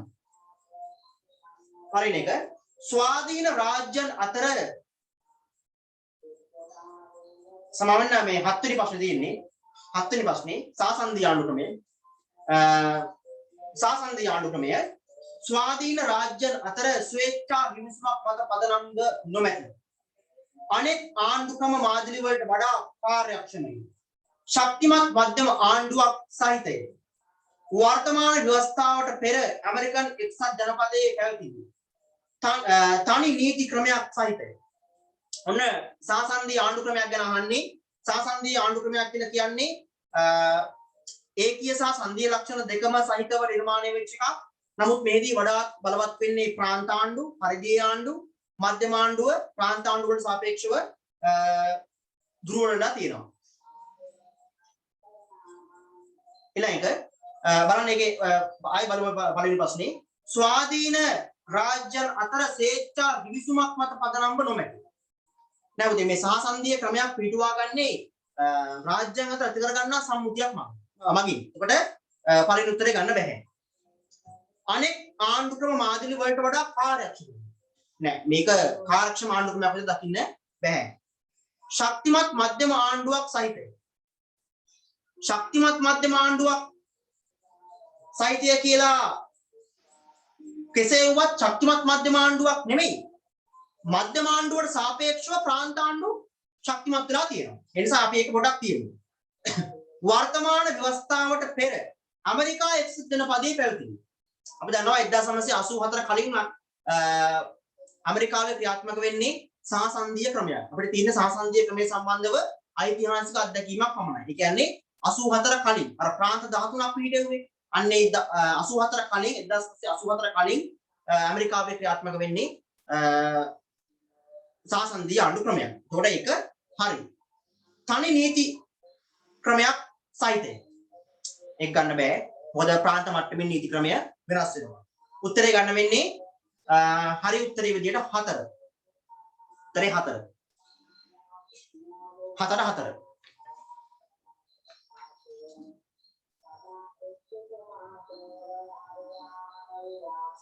හරි. ඊළඟ ප්‍රශ්න බලන්න. රාජ්‍ය ප්‍රතිපත්තිය. මොනවද මේ රාජ්‍ය ප්‍රතිපත්තිය කියලා කියන්නේ? පග්ගාල පාඩම් මතක් කරගන්න. රාජ්‍ය පාලන කටයුතු කරගෙන යාමේදී ගුරු කොට ගන්නා කාර්යයන් තමයි රාජ්‍ය ප්‍රතිපත්තිය. අධ්‍යාපන ප්‍රතිපත්තිය, සෞඛ්‍ය ප්‍රතිපත්තිය, විදුෂි ප්‍රතිපත්තිය මේවා තමයි රාජ්‍ය ප්‍රතිපත්තිය කියලා කියන්නේ. බලන්න. මහජන දුක් ගැනවිලි निराකරණය පිළිබඳ සැලකිලිමත් නොවේ. නිලවල තන්ත්‍රයට වැදගත් භූමිකාවක් නොකරවයි. රාජ්‍ය පෞද්ගලික සහයෝගීතාවයේ ප්‍රවර්ධනය නොකරයි. මහජන ගැටලු විසඳීමේ මූලෝපාය තීරණය කරයි. දේශපාලන පක්ෂවල බලපෑමෙන් සපුරා නිදහස් වේ. රාජ්‍ය ප්‍රතිපත්ති ගැන අහන්නේ. බලන්න මහජන දුක් ගැනවල निराකරණය පිළිබඳ සැලකීමක් නොවේ. එහෙනම් මොන බම්බුවට රාජ්‍ය ප්‍රතිපත්තිය දන්නේ? ප්‍රතිපත්තියක් හදන්නේ මහජනතාව වෙනුවෙන්. මහජනතාවගේ ගැටලු වලට සාධනීය පිළිතුරු ලබා දෙන තමයි ප්‍රතිපත්තියක් හදන්නේ. ප්‍රතිපත්තියක් ඔස්සේ තමයි රාජ්‍ය පරිපාලන කටයුතු මෙහෙයවන්නේ. උදාහරණයක් වශයෙන් ගත්තොත් කොවිඩ් අර්බුදය මර්ධනය කරන්න සෞඛ්‍ය අමාත්‍යාංශය විසින් සෞඛ්‍ය ප්‍රතිපත්තියක් නිකුත් කරලා තියෙනවා. ඒ ප්‍රතිපත්තිය මගින් මහජනතාවගේ දුක් ගැනවල තමයි නිරාකරණය කරන්නේ. එනම් පළවෙනි එක ගන්න බෑ, පළවෙනි එක වැරදි. දෙවෙනි එක නිලබල තන්ත්‍රයට වැදගත් භූමිකාවක් නොකරවයි. මතක තියාගන්න රාජ්‍ය ප්‍රතිපත්ති සම්පූර්ණයෙන්ම ක්‍රියාත්මක වන්නේ මැක්ස් වේබර්ගේ නිලබල ක්‍රමය හරහා. පැහැදිලිද? මේක ඉහළ සිට පහළ දක්වා විකාශනය වන දූරාවලිය. මේක ප්‍රධානියාගේ සිට සේවකයා දක්වා යන ක්‍රියාවලිය. පැහැදිලිනේ? උදාහරණයක් වශයෙන් සරලව ගත්තොත් රාජ්‍ය සේවයේ පළවෙනි පුරවැසියා වන ජනාධිපතිවරයාගේ ඉඳලා රාජ්‍ය සේවයේ අවසාන පුද්ගලයා වන ග්‍රාම සේවක දක්වා ක්‍රියාත්මක වන ක්‍රියාවලිය. පැහැදිලිනේ? එහෙනම් ඒක ගන්න බෑ. රාජ්‍ය පෞද්ගලික සහයෝගීතාවය ප්‍රවර්ධනය නොකරයි. රාජ්‍ය ප්‍රතිපත්ති ක්‍රියාත්මක කරන රාජ්‍ය අංශය වගේම පෞද්ගලික අංශයක් ඕන අපිට. පෞද්ගලික අංශයේ සහයෝගීතාව නැතුව රාජ්‍ය ප්‍රතිපත්ති සාර්ථක කරගන්න අපහසුයි. එහෙනම් ඒක ගන්නත් බෑ. මහජන ගැටලු විසඳීමේ මූලෝපාය තීරණය කරයි. ඔව්. මහජන ගැටලු විසඳන්න ඕන ක්‍රමේ මූලික ක්‍රමය ගැන හොයන්නේ රාජ්‍ය ප්‍රතිපත්ති හරහා. එහෙනම් ඒක හරියි. දේශපාලන පක්ෂවල බලපෑමෙන් සපුරා නිදහස්. කිසිසේත්ම නෑ පුතේ. මතක තියාගන්න දේශපාලන පක්ෂ වලට පැවරලා තියෙන ප්‍රධානතම කාරණාවක් තමයි රාජ්‍ය ප්‍රතිපත්ති සම්පාදනයේ සක්‍රීයව දායක වීම. රාජ්‍ය ප්‍රතිපත්ති හදන්නේ දේශපාලන පක්ෂනේ. ආණ්ඩු පක්ෂය කියලා කියන්නේ දේශපාලන පක්ෂ. පැහැදිලිද? ඒක දේශපාලන පක්ෂයක් රාජ්‍ය ප්‍රතිපත්ති නිර්මාණය කරනවා නම් ඒ දේශපාලන පක්ෂ වල අරමුණු නේද ප්‍රතිපත්ති හරහා එළියට එන්නේ. වර්තමාන ලංකාවේ රාජ්‍ය ප්‍රතිපත්ති කියලා කියන්නේ පොදු ජන පෙරමුණේ අරමුණු ටික. පැහැදිලි එහෙනම් දේශපාලන පක්ෂ ප්‍රධාන ප්‍රබල බලපෑමක් කරනවා රාජ්‍ය ප්‍රතිපත්ති වලට. එහෙනම් ඒක ගන්නත් බෑ. උත්තරේ ගන්න වෙන්නේ මහජන ගැටලු විසඳීමේ මූලෝපාය තීරණය කරයි කියන හතරවෙනි උත්තරේමයි වඩාත් ගැලපෙන්නේ. කාර්ය. ඊළඟ එක ජනාධිපති ආණ්ඩු ක්‍රම ආකෘතිය විධායකය සහ ව්‍යවස්ථාදායක සඳහා වෙන් මැතිවරණ වලට අවකාශ සලකයි. විධායකය සහ ව්‍යවස්ථාදායකය බලතල ඒකාබද්ධ වීමට ඉඩ සලසයි. ජනාධිපතිවරයා සලකනු ලබන්නේ විධායකයේ නාමික ප්‍රධානියා ලෙසය. ජනාධිපතිවරයා ව්‍යවස්ථාදායකයට වග උත්තර දීමට සලස්වයි. ජනාධිපතිවරයා ව්‍යවස්ථාදායකය අභිබවා යාමට හැකියාව ලබා දෙයි. මෙන්න උත්තර පහ. අපි බලමු පළවෙනි එක. විධායකය සහ ව්‍යවස්ථාදායකය සඳහා වෙන් වූ මැතිවරණ වලට අවකාශ සලසයි. ඒක පොඩ්ඩක් පැත්තකින් තියන්න. ඒක පොඩ්ඩක් හරි වගේ. අපි මේ ඉතල පැත්තකින් තියමු. විධායකය සහ ව්‍යවස්ථාදායකය බලතල ඒකාබද්ධ වීමට ඉඩ සලසයි. නෑ පුතේ. ජනාධිපති ආණ්ඩු ක්‍රමයක බලය බෙදා හැරීමක් කළා තියෙනවා. මොකද විධායකයේ එක ආයතනයක් ව්‍යවස්ථාදායකයේ තවත් ආයතනයක්. අපි හිතනවා පාර්ලිමේන්තු වාදය තුල ප්‍රජාතන්ත්‍රවාදයේ වැඩි නිසා බලතල බෙදීමක් තියෙන පාර්ලිමේන්තු වාදයේ නැහැ. පාර්ලිමේන්තු වාදයේ විධායක ව්‍යවස්ථාදායකයේ කියන ආයතනයට විධායක බලයක් දෙක රාශිය වෙනවා. මොකද ව්‍යවස්ථාදායකෙන් තමයි විධායකෙ ව්‍යුත්පන්න වෙන්නේ. පැහැදිලිනේ? ව්‍යවස්ථාදායකෙන් තමයි විධායකේ තෝරාපත් කරගන්නේ. ඒ නිසා බලතල ඒක රාශි වීමක් තමයි පාර්ලිමේන්තු ආණ්ඩු ක්‍රමයක වෙන්නේ. නමුත් ජනාධිපති ආණ්ඩු ක්‍රමයක විධායක සහ ව්‍යවස්ථාදායක කියන එක ආයතන දෙකක් නිසා මේක අතර බලතල එක රාශි වීමක් සිද්ධ වෙන්නේ නැහැ. ඊළඟ එක ජනාධිපතිවරයා සලකනු ලබන්නේ විධායකයේ නාමික ප්‍රධානියා ලෙස. ජනාධිපතිවරයා විධායකයේ නාමික ප්‍රධානියා ලෙස සලකන්නේ ජනාධිපති ක්‍රමයක නෙමෙයි පාර්ලිමේන්තු ක්‍රමයක. ඔන්න 1972 ප්‍රථම ජනවාරි ව්‍යවස්ථාවට ලංකාවේ නාමික ජනාධිපතිවරයෙක් හිටියා. පැහැදිලිනේ? ඉන්දියාවේ දැනටත් ඉන්නේ නාමික ජනාධිපතිවරයෙක්. ඒ එරට ක්‍රියාත්මක වෙන්නේ පාර්ලිමේන්තු ක්‍රමයක් නිසා. නමුත් ජනාධිපති ක්‍රමයක ජනාධිපතිවරයා නාමික විධායක නෙමෙයි. ඔහු සැබෑ දේශපාලන විධායක. එහෙම නැත්නම් සැබෑ දේශපාලන බලධරයා බවට පත් වෙනවා. ඊළඟ එක ජනාධිපතිවරයා ව්‍යවස්ථාදායකයට වග උත්තර දීමට සලස්වයි. දැන් සාමාන්‍ය පුතේ පාර්ලිමේන්තු ආණ්ඩු ක්‍රමයක අග්‍රාමාත්‍යවරයා සිය කටයුතු සම්බන්ධයෙන් සාමූහිකව ව්‍යවස්ථාදායකයට වග කියන්න ඕන. පැහැදිලිද? ඒ වගේම තමයි 1978 ව්‍යවස්ථාවෙත් තියෙනවා ලංකාවේ ජනාධිපතිවරයා ව්‍යවස්ථාදායකයට වගකීමට බැඳී සිටිමුත් උත්තර දීමට බැඳී නොමැත. මෙතන කියන්නේ මොකක්ද? ජනාධිපතිවරයා ව්‍යවස්ථාදායකයට වග උත්තර දීමට බැඳී නොමැත. ඒ කියන්නේ ජනාධිපති උත්තර දෙන්නේ නැහැ. යම්කිසි ආකාරයෙන් වක්‍රව වගකීමක් තියෙනවා. වග කියන්න සිද්ධ වෙනවා. දැන් ඇමරිකාවේ ජනාධිපතිට සිය කටයුතු සම්බන්ධයෙන් ව්‍යවස්ථාදායක කොංග්‍රසයට වගකීමකට යටත් වෙනවා. නමුත් උත්තර දීමට බැඳී නැහැ. උත්තර දෙන්න ඕනේ නැහැ. ඒකට හේතුව වෙන්නේ මොකද්ද? ජනාධිපතිවරයා ස්වාධීනයි. ජනාධිපති තේරීපත් කරන්නේ මහ ජනතාවගේ ඍජු ඡන්දයෙන්. ජනාධිපතිවරයා තේරීපත් කරන්නේ ජනාධිපතිවරණයකින්. ජනාධිපතිවරයා ව්‍යවස්ථාදායකයව මත හදාපැත්තන නැහැ. ව්‍යවස්ථාදායකට විරුද්ධව විශ්වාස භංග යෝජනාවක් ඇවිල්ලා ආණ්ඩුව විඳවැටුනොතින් අගමැති වෙනස් වුනොතින් අමාත්‍ය මණ්ඩලය වෙනස් වුනොතින් පාර්ලිමේන්තුව විසිරුවා හැරෙනවා මිසක් ජනාධිපතිගේ ධූරයට කිසිදු හානියක් වෙන්නේ නැහැ. ජනාධිපති ධූරය සුරක්ෂිතයි. අන්න ඒ නිසා පුතේ මතක තියාගන්න ජනාධිපති වග කියනවා එක්තරා ආකාරයකට. නමුත් උත්තර දීමට බැඳී නැහැ. ඒ නිසා මෙතන මොකද කියන්නේ? ජනාධිපතිවරයා ව්‍යවස්ථාදායකයට වග උත්තර දීමට සලස්වයි. එහෙම එකක් නැහැ. ඒක වැරදි. ජනාධිපතිවරයා ව්‍යවස්ථාදායකයේ අභිමුවා යාමට හැකියාව ලබා දෙනවා. මේක ඉතින් ව්‍යවස්ථා සරසිල්ලක් විදිහට ගන්න පුළුවන් ප්‍රායෝගික බලුවොත් ඉතින් ලංකාවේ ජනාධිපති ව්‍යවස්ථාදායක අභිමුවා යන්න හැකියාවක් තියෙනවා. වක්‍රවාදී යන්න පුළුවන්. නියෝග ආඥා බලය යටතේ ජනාධිපතිට පුළුවන් පාර්ලිමේන්තු විසිරුවා හැරීම මගින් පාර්ලිමේන්තුව බලපෑම් කරන්න. නමුත් අපි දන්නවා සාමාන්‍ය ජනාධිපති ආණ්ඩුවේම මූලධර්මයට අනුව ව්‍යවස්ථාදායක අභිමුවා යන්න හැකියාවක් ලබා දෙන්නේ නැහැ. එහෙනම් අපිට උත්තරේ ගන්න වෙන්නේ විධායකය සහ ව්‍යවස්ථාදායක සඳහා වෙන මැතිවරණ අවකාශ සලස්වනවා. විධායක තේරීපත් වෙන ජනාධිපතිවරණයකින් ව්‍යවස්ථාදායක තේරීපත් වෙන්නේ පාර්ලිමේන්තු මහ මැතිවරණයකින්. එහෙනම් උත්තරය ගන්න වෙන්නේ පළවෙනි. උත්තරය 1. ඊළඟ එක ගැටුම් සම්බන්ධව නිවැරදි ප්‍රකාශය තෝරන්න. ගැටුම් සම්බන්ධව නිවැරදි ප්‍රකාශය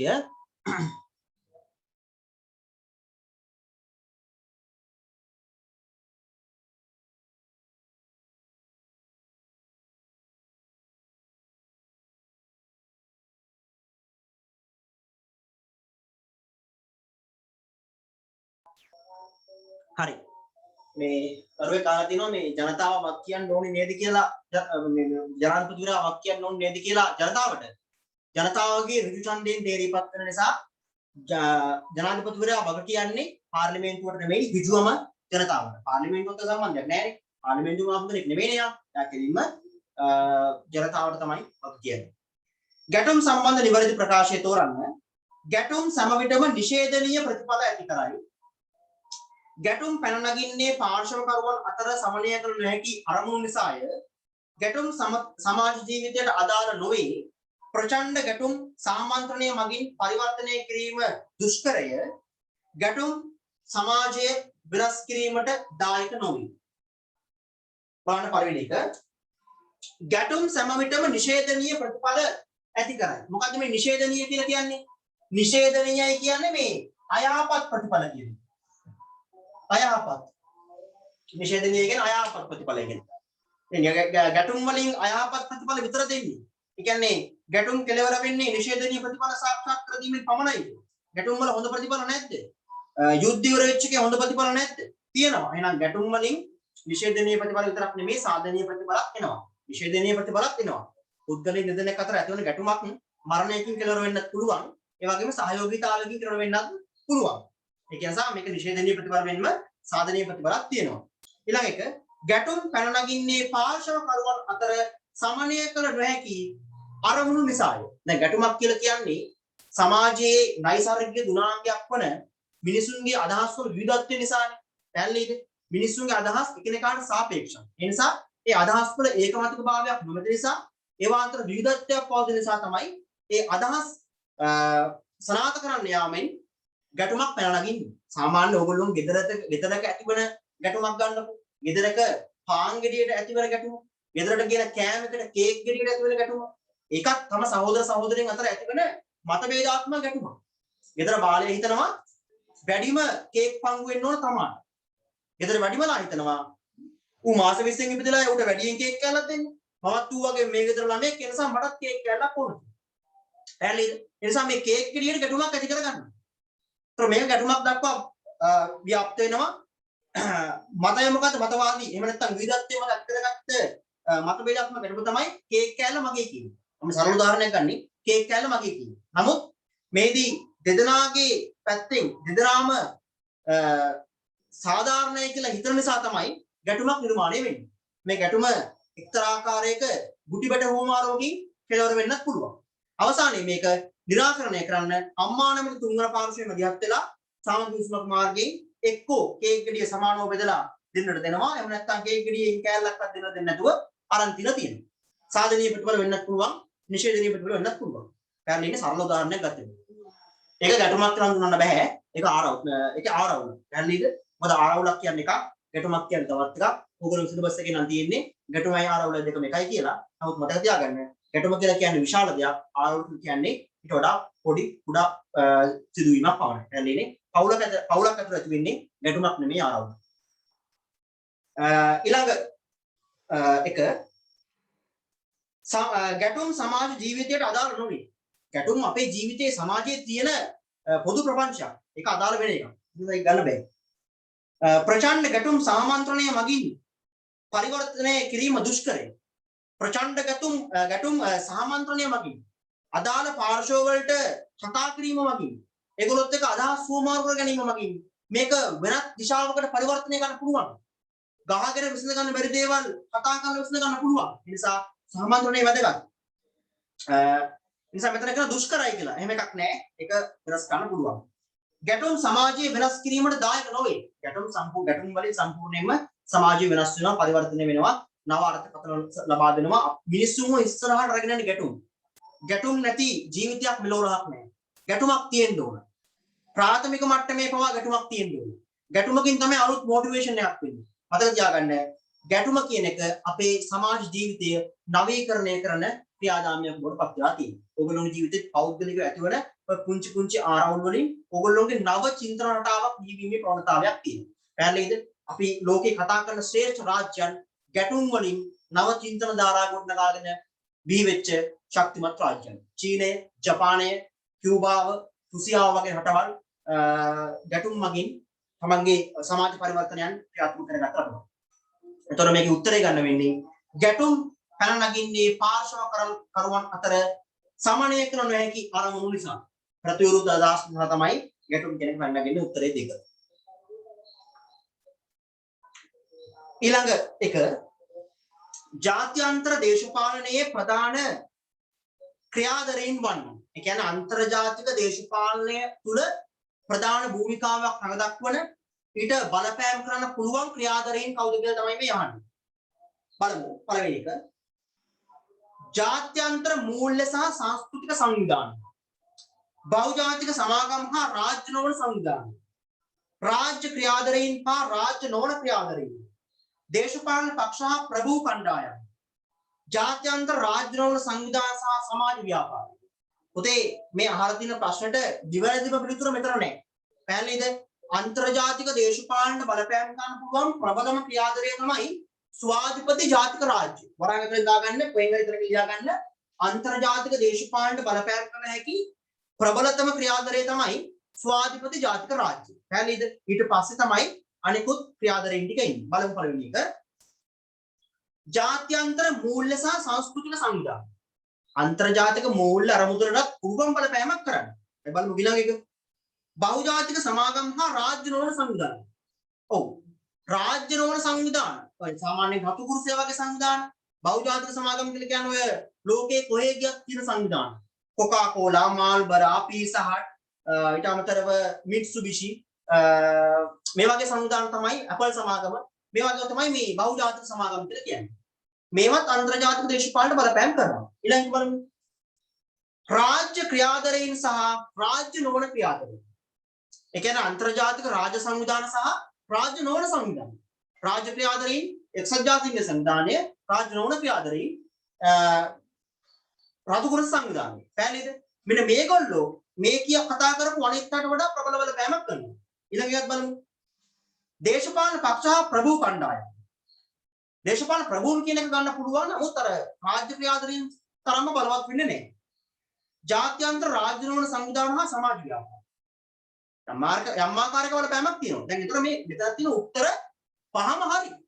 මේ දෙන උත්තර පහම හරි. හැබැයි මෙතනින් වඩාත්ම නිවැරදි වෙන්නේ රාජ්‍ය ක්‍රියාදරයන් සහ රාජ්‍ය නොවන ක්‍රියාදරයන්. යාළුවනේ උත්තරේ 3. 11ට 3. ඊළඟ එක සමාජවාදී මතවාදය රාජ්‍යයේ පැවැත්ම සියලුම සමාජ ක්‍රමවලට අවශ්‍යයි සලකයි. පෞද්ගලික දේපල අයිතිය පිළිගනි. ධනවාදී ක්‍රමය ප්‍රසංස්කරණය කිරීමට අපේක්ෂා කරයි. සමාජ ජීවිතය තුළ ආගමට ඇති වැදගත්කම අවධාරණය කරයි. පන්ති විරහිත සමාජ ක්‍රමයක අවශ්‍යතාවය අවධාරණය කරයි. සමාජවාදී සමාජ ක්‍රමය. සමාජවාදී මතවාදය සියලුම දෙනාට සමාජ සමානත්වතාවයේ හිමි යුතුයි කියන අදහස මූලික කරගනිමින් රාජ්‍ය පන්තියක ආයුධයක් එහෙම නැත්නම් පන්තියක උපකරණයක් ලෙස අර්ථකථනය කරමින් ඉදිරිපත් වන 19 වන සියවසේ ඉදිරිපත් වන දේශපාලන මතවාදය තමයි සමාජවාදය එහෙම නැත්නම් මාක්ස්වාදය කියලා කියන්නේ. රාජ්‍යයේ පැවැත්ම සියලුම සමාජ ක්‍රමවලට අවශ්‍යයි සලකනවා. මේගොල්ලෝ රාජ්‍ය කියන එක අනවශ්‍ය ආයතනයක් විදිහට තමයි දක්වන්නේ. රාජ්‍ය ඕනේ නැහැ. ප්‍රාග් කොමියුනිස්ට්ගේ රාජ්‍ය තිබුණෙත් නැහැ. හැබැයි වහල් යුගයේ තියෙනවා, වැඩවසන් යුගයේ තියෙනවා, ධනේශ්වර යුගයේ තියෙනවා, සමාජවාදී යුගයේ තියෙනවා. හැබැයි අනාගතයේදී උදා කරගන්න නියමිත කොමියුනිස්ට් යුගයේදී රාජ්‍ය විය කියනවා. ඒ කියන්නේ රාජ්‍යයක් ඕනේ නැහැ කියන එක. ඒ කියන්නේ මෙතනින් පළවෙනි උත්තරේ වැරදි. පෞද්ගලික දේපල අයිතිය පිළිගන්නේ. පෞද්ගලික දේපල ක්‍රමයක් පිළිගන්නේ නැහැ මේගොල්ලෝ. පොදු දේපල ක්‍රමයක් තමයි පිළිගන්නේ. මේගොල්ලෝ කියන්නේ සියලුම දේවල් ජනසතු කර යුතුයි. ඒක තමයි මේගොල්ලෝගේ මූලික අර්ථකථනය. ධනවාදී ක්‍රමයේ ප්‍රතිසංස්කරණය කිරීමට අපේක්ෂා කරනවා. ධනවාදී අර්ථ ක්‍රමයේ මේගොල්ලෝ ප්‍රතිසංස්කරණය කරන්නේ නැහැ. මේගොල්ලෝ සමාජවාදී අර්ථ ක්‍රමයට ප්‍රතිසංස්කරණය කරන්නේ. සමාජ ජීවිතය තුළ ආගමට ඇති වැදගත් සමාජ ජීවිතය තුළ ආගමට ඇති වැදගත්කම අවධාරණය කරයි. දැන් මොකද මේ සමාජවාදීන් කියන විදිහට ඒගොල්ලෝ ආගමත් ප්‍රතික්ෂේප කරනවානේ. ඒගොල්ලෝ ආගම කියන එක හඳුන්වන්නේ පන්තියක ආයුධයක් විදිහට. ආගම කියන සංවිධානයේ කෝවිල් ටික, පන්සල් ටික, පල්ලි ටික නිතරම කටයුතු කරන්නේ ධනපති පන්ති වෙනුවෙන්. දෙවියෝ බවා ඉන්නේ ධනපතියන් වෙනුවෙන්. ධනපතියන්ට පිට වෙන්න තමයි දෙවියෝ ඉන්නේ කියලා ඒගොල්ලෝ කියන්නේ. ඒ නිසා ඒගොල්ලෝ ආගම කියන එකත් ප්‍රතික්ෂේප කරනවා. ඒ කියන්නේ හතරක් වැරදි. පන්ති විරහිත සමාජ ක්‍රමයක අවශ්‍යතාවය අවධාරණය කරනවා. ඒගොල්ලෝගේ ආර්ථිකයේ ගාමක බලවේගයේ බවට නිර්ධන පන්තිය, කම්කරු පන්තිය පත් වෙන්නේ කවද්ද? ධනපති පන්තිය කරලා තමලා කම්කරු වාස්නාදායකත්වයක් සහිත එහෙම නැත්නම් කම්කරුවන්ගේ පන්තියක් වී වෙන්නේ කවද්ද? එක පන්තියක් වී කරගන්නේ කවද්ද කියන එක තමයි ඒගොල්ලෝ අවසාන අභිමතාර්ථය වෙන්නේ. නිසා ඒගොල්ලෝගේ පන්ති ભેදය ධනපති පන්තිය, නිර්ධන පන්තිය කියලා පන්ති ටිකක් නැති වෙලා සීලෝ මිනිස්සු සාමාන්‍ය ජනතාවට පත් කරගන්න තමයි ඒගොල්ලෝගේ අවසාන අභිමතාර්ථය වෙන්නේ. එහෙනම් පන්ති විරහිත සමාජ ක්‍රමයක අවස්ථාව අවධාරණය කරයි කියන එක ඒක හරි. උත්තරේ 5. උත්තරේ 5.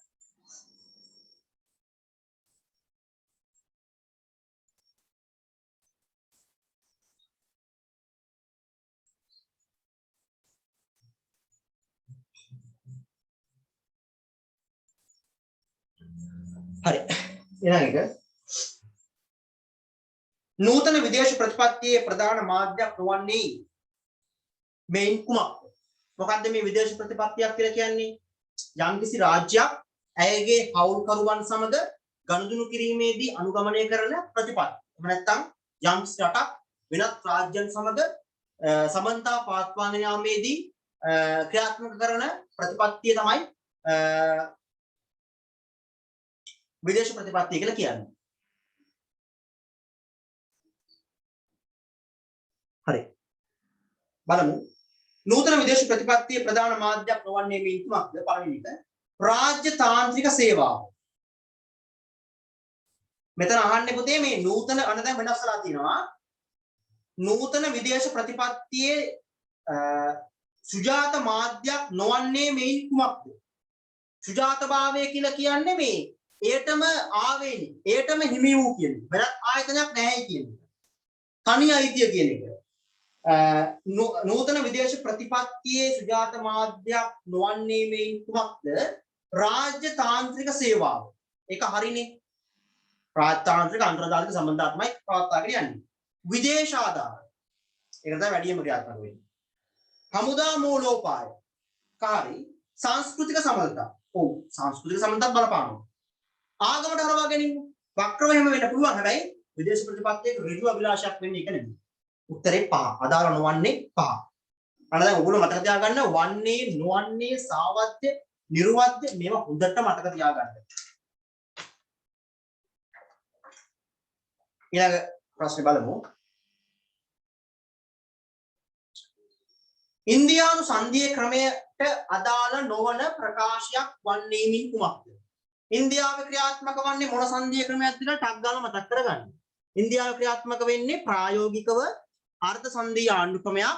නමුත් එරට ආණ්ඩු ක්‍රම ව්‍යවස්ථාවේ කොතනකවත් ඉන්දියාව සංධීයද, ඉන්දියාව ඒකීයද, ඉන්දියාව අර්ධ සංධීයද කියලා ලිඛිතව සඳහන් කළා නැහැ. ප්‍රායෝගිකව යුද්ධය පවතිනකොට ඒකීය රාජ්‍යයක් ලෙසත්, සාමය පවතිනකොට සංධීය රාජ්‍යයක් ලෙසත් තමයි කටයුතු වෙන්නේ. ඒ නිසා ඉන්දියාවේ වඩාත් බලවත් වෙන්නේ මධ්‍යම ආණ්ඩුව. ඒ නිසා අපි ප්‍රායෝගිකව අර්ථකථනය කරනවා ඉන්දියාවේ ක්‍රියාත්මක වෙන්නේ අර්ධ සංධීය ආණ්ඩු ක්‍රමයක් කියලා.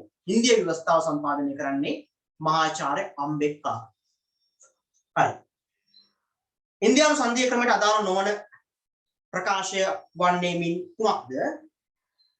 මධ්‍යම ආණ්ඩුවට ප්‍රාන්ත ආණ්ඩු බිහිකොට ඒවායේ නම් වෙනස් කළ හැකියි. මධ්‍යම ආණ්ඩුවට ප්‍රාන්ත ආණ්ඩු බිහිකොට ඒවායේ නම් වෙනස් කළ හැකියි. පුතේ මතක තියාගන්න ඉන්දියා මධ්‍යම ආණ්ඩුවට පුළුවන් ඕනෑම අවස්ථාවක නව ප්‍රාන්ත පිටවන්න, නව ප්‍රාන්ත වෙනස් කරන්න, දේශ සීමා වෙනස් කරන්න, ඒ වගේම ප්‍රාන්ත විසුරුවා හැරෙන්න. මොරාට් දේශාය අග්‍රාමාත්‍යවරයා එක්තරා අවස්ථාවක තමිල්නාඩු ප්‍රාන්තය සම්පූර්ණයෙන්ම විසුරුවා හැරෙනවා. මේවා කරන්න බලයක් තියෙන්නේ ඉන්දියාවේ සංධීය ක්‍රමයට විතරයි. හරි. මධ්‍යම ආණ්ඩුවට හදිසි අවස්ථාවලදී ඒකීය ආණ්ඩු ක්‍රමයක් මෙන් ක්‍රියා කළ හැකියි. මම කියවනේ හදිසි අවස්ථාවක් කියන්නේ යුද්ධයක්, කොරෝනාවක් වගේ ප්‍රශ්නයක් තුරදී ඒකීය රාජ්‍යයක් විදිහට තමයි කටයුතු කරන්නේ. ඒ කියන්නේ දැන් ඉන්දියාව ක්‍රියාත්මක වෙන්නේ ඒකීය ආණ්ඩු ක්‍රමයක් විදිහට. මධ්‍යම ආණ්ඩුවට ප්‍රාන්තවල ව්‍යවස්ථාදායකයා හා විධායක බලය සීමා කිරීමට හැකියි. ඔව්. මධ්‍යම ආණ්ඩුවට පුළුවන් ඕනෑම අවස්ථාවක ප්‍රාන්ත විසුරුවා හැරීමේ තර්ජනය මත ප්‍රාන්තවල විධායක සහ ව්‍යවස්ථාදායක බලය සීමා කරන්න නැත්නම් සීමා කරන්න. දැන් අපි දන්නවා මේ මන්මෝහන් සිංගේ ආණ්ඩුවට ජයලලිතා ජයරාම්ගේ ප්‍රාන්ත ආණ්ඩුව එහෙම නැත්නම් තමිල්නාඩු ප්‍රාන්තයේ මහ ඇමතිනිය විශාල බලපෑමක් කරා. ඒදී මධ්‍යම ආණ්ඩුව විසින් ප්‍රාන්ත ආණ්ඩුවට විශාල වාරණ කිහිපයක් පැනවුවා. ඒක ගන්න පුළුවන්. ඉන්දියානු සංධීය ක්‍රමය ඇමරිකා එක්සත් ජනපදීය සංධීය ක්‍රමයට සමානයි. කිසිසේත්ම නෑ පුතේ. ඉන්දියාවේ තියෙන අර්ථ සංධීය, ඇමරිකාවේ තියෙන සම්භාව්‍ය සංධීය ආණ්ඩු ක්‍රමයක්. ඇමරිකාවේ සංධීය ක්‍රමයෙන් ප්‍රාන්ත රාජ්‍යයන් වලට එක හා සමානව සලකන්නේ. ප්‍රාන්තයේ භූමි ප්‍රමාණයෙන් විශාල වුණත්, ජනගහනයෙන් විශාල වුණත්, තවත් ප්‍රාන්තයක් භූමි ප්‍රමාණයෙන් කුඩා වුණත්, ජනගහනයෙන් විශාල වුණත්, සියලුම ප්‍රාන්ත වලට එක හා සමානව සලකන්නේ. සංයුක්ත සභාවේ සමාජිකින් 100 දෙනා පත් කරගන්නේ ප්‍රාන්තයකින් දෙන්න බැගින්. එතකොට ප්‍රාන්ත 50ක් තියෙනවා. ප්‍රාන්ත 50කින් දෙන්න බැගින් තමයි 100 දෙනෙක් තෝරාපත් කරගන්නේ ඇමරිකාවේ සංයුක්ත සභාවට. එතකොට එක්තරා ප්‍රාන්තයක් ලොකු වෙන්නත් පුළුවන්. රොඩි ප්‍රාන්තය වෙනි කුඩාම ප්‍රාන්ත භූමි ප්‍රමාණයෙන් කුඩා වෙන්නත් පුළුවන්. හැබැයි කුඩාම ප්‍රාන්තනුත් දෙන්නයි විශාල ප්‍රාන්තනුත් දෙන්නයි තමයි තෝරාපත් කරගන්නේ. ඒ නිසා එක හා සමානව තමයි සලකන්නේ. නමුත් ඉන්දියාවෙම නෙමෙයි ප්‍රාන්තයෙන් ප්‍රාන්තයට නියෝජිතින් වෙනස්, ව්‍යවස්ථාදායක සභාවන්ගේ සංයුතින් වෙනස්, බලතල වෙනස්. පැහැදිලිනේ? ඒ නිසා ඒක ගන්න බෑ. එහෙනම් උත්තරේ අදාළ නොවන එක වෙන්නේ ඉන්දියානු සංධීය ක්‍රමය ඇමරිකා එක්සත් ජනපදීය සංධීය ක්‍රමයට සමානය කියන එක වැරදි. උත්තරේ 4. ඊළඟ එක මොන ලංකා කොටස දෙනවා. ලංකා කොටසෙන් ප්‍රශ්නයක් එනවා. ඩොනමෝර් ආණ්ඩු ක්‍රම ප්‍රතිසංස්කරණය සම්බන්ධයෙන් සාවද්ද ප්‍රකාශ. මොකක්ද මේ සාවද්ද කියලා කියන්නේ? ටග්ගාලෝවේ දැනකින් ලියා ගන්න සාවද්ද කියලා කියන්නේ වැරදි ප්‍රකාශ. හරිද? සර්වජන ඡන්ද බලය මගින් සාමාන්‍ය ජනයා සොයි බල ගැනීම. ඒක හරිනේ. ඒක අපි දන්න කාරණා. 1931 දී වයස අවුරුදු 21කට වඩා වැඩි ස්ත්‍රී පුරුෂ දෙපක්ෂයටම ඡන්ද බලය හිමි වුණා. ඒක හරි. සුබ සාධන රාජ්‍ය සඳහා පදනම් දැමීම. ඔව් ඒක ගන්නත් පුළුවන්. මිනිස්සුන්ගේ සුබ සාධන කටයුතු කරන වැඩියෙන් හිතපු නිසා මේක සුබ සාධනවාදී රාජ්‍යයකට පදනම් දැමීම. ස්වදේශීය දේශපාලනඥයින් වගකීම් සහගත ආණ්ඩුවක් සඳහා යොමු කළේ. ඔව් මෙරට හිටපු අමාත්‍ය මණ්ඩලය දේශීය අමාත්‍යවරු 7 දෙනා ඒගොල්ලෝ වගකීම් සහිත ආණ්ඩුවක් සඳහා එහෙම නැත්නම් අනාගතයේදී ලබා දෙන්න තියෙන සෝල්බරි ආණ්ඩු ක්‍රමයට මෝහන දෙන්න පුළුවන් හොඳ කැබිනට් අමාත්‍යවරු විදියට පෙරපුහුණුවක් ලබා දුන්නා විධායක කාර්ය සභා ක්‍රමය හරහා. ඒක හරි. දේශපාලනඥයින් සාමාන්‍ය ජනයා මත රඳා පැවතීමට මඟ පෑදී. දේශපාලනඥයින් සාමාන්‍ය ජනයා මත රඳා පැවතීමට මඟ පෑදී. ඕනේ පුතේ අර වැඩවසම්වාදී ක්‍රමයේ තිබිච්ච කුලවාදී ක්‍රමයේ තිබිච්ච කතිපයාධිකාරී ක්‍රමයේ තිබිච්ච ක්‍රමයේ වෙනස් වෙනවනේ සර්වජන ඡන්ද බලය ප්‍රදානය කිරීම සමගම අර උතුරු ප්‍රදේශයේ ජීවත් වූ හරිජනීන්ගේ සමාජ තත්ත්වය අර 70ක් 80000ක් පමණ උතුරු ප්‍රදේශයේ ජීවත් වූ හරිජනීන්ගේ අයිතිවාසිකම් ආරක්ෂා වෙන්නේ මේ නිසානේ. දැන් සර්වජන ඡන්ද බලයට කලින් කිසිම කෙනෙක් අර හරිජනීන්ව පිළිගත්තේ නැහැ. ඒගොල්ලෝ දේවාලයකට ගියා දේවාල ඉස්සරහින් ඉඳගෙන තමයි වන්දනාමාන කරනවා. ඒතකොට යන්න බෑ. අඩුසලක ලැබුණේ. නමුත් සර්වජන ඡන්ද බලය ප්‍රදානය කරලා පස්සේ ඒ කොට්ටාසයෙන් ඉදිරිපත් කරන മന്ത്രിවරයන්ට සිද්ධ වෙනවා අර 70ක් 80000ක් ප්‍රජනීන්ගේ ගෙවල් වලට ගිහිල්ලා තමන්ගේ කැම්පේන් එක කරන්න ඡන්ද දෙන්න කියලා කියන්නේ. අනේ නිසා මේකෙන් සිද්ධ වුණේ දේශපාලනඥයින් සාමාන්‍ය ජනයා මත රඳා පැවතීමට මඟ පෑදීම. ඒක හරි.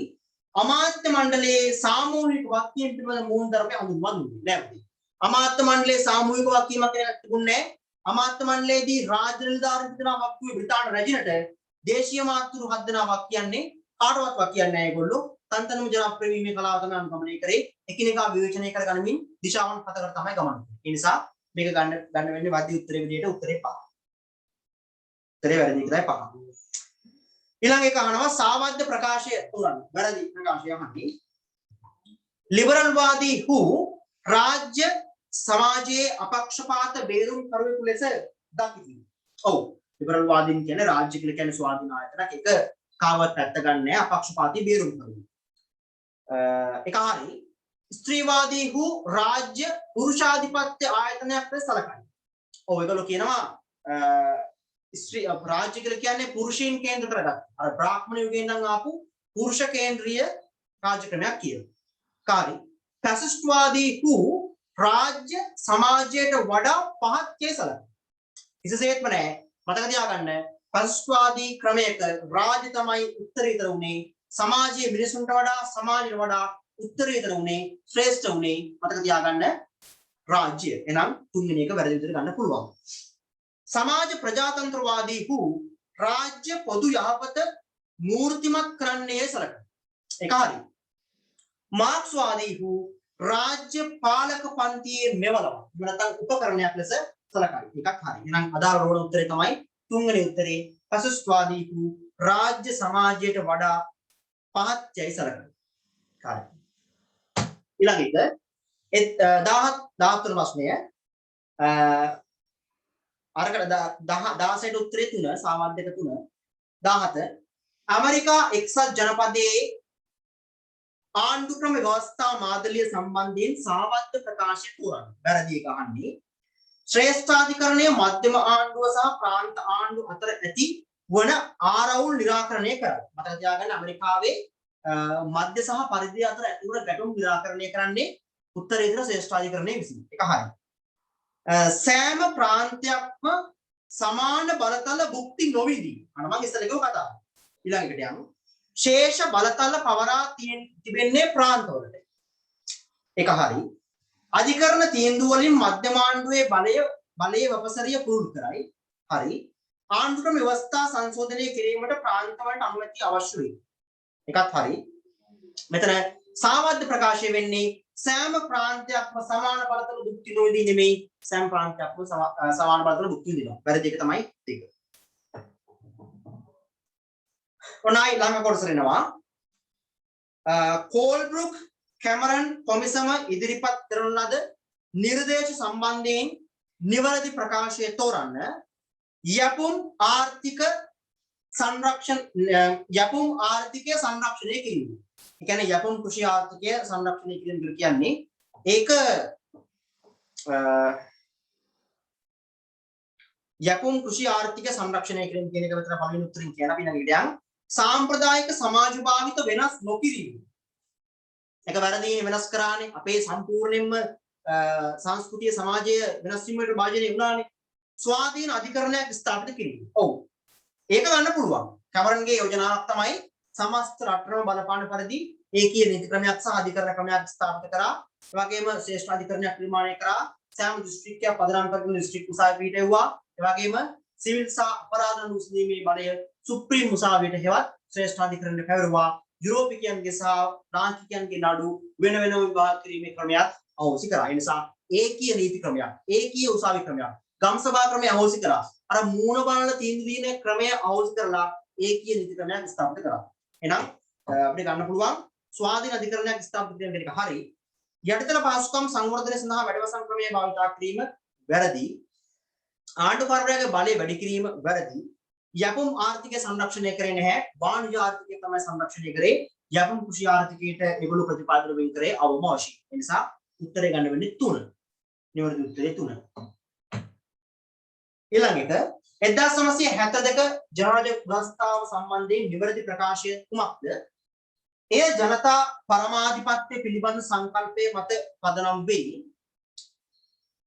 එය බලතල වෙන් කිරීමේ මූලධර්මය හඳුන්වා දුන්නේ. මතක තියාගන්න ලංකාවට බලතල වෙන් කිරීමේ මූලධර්මය හඳුන්වා දෙන්නේ 72 නෙමෙයි 1978 මම කිව්වා පාර්ලිමේන්තු ආණ්ඩු ක්‍රමයක බලතල වෙන් වෙන්නේ නැහැ.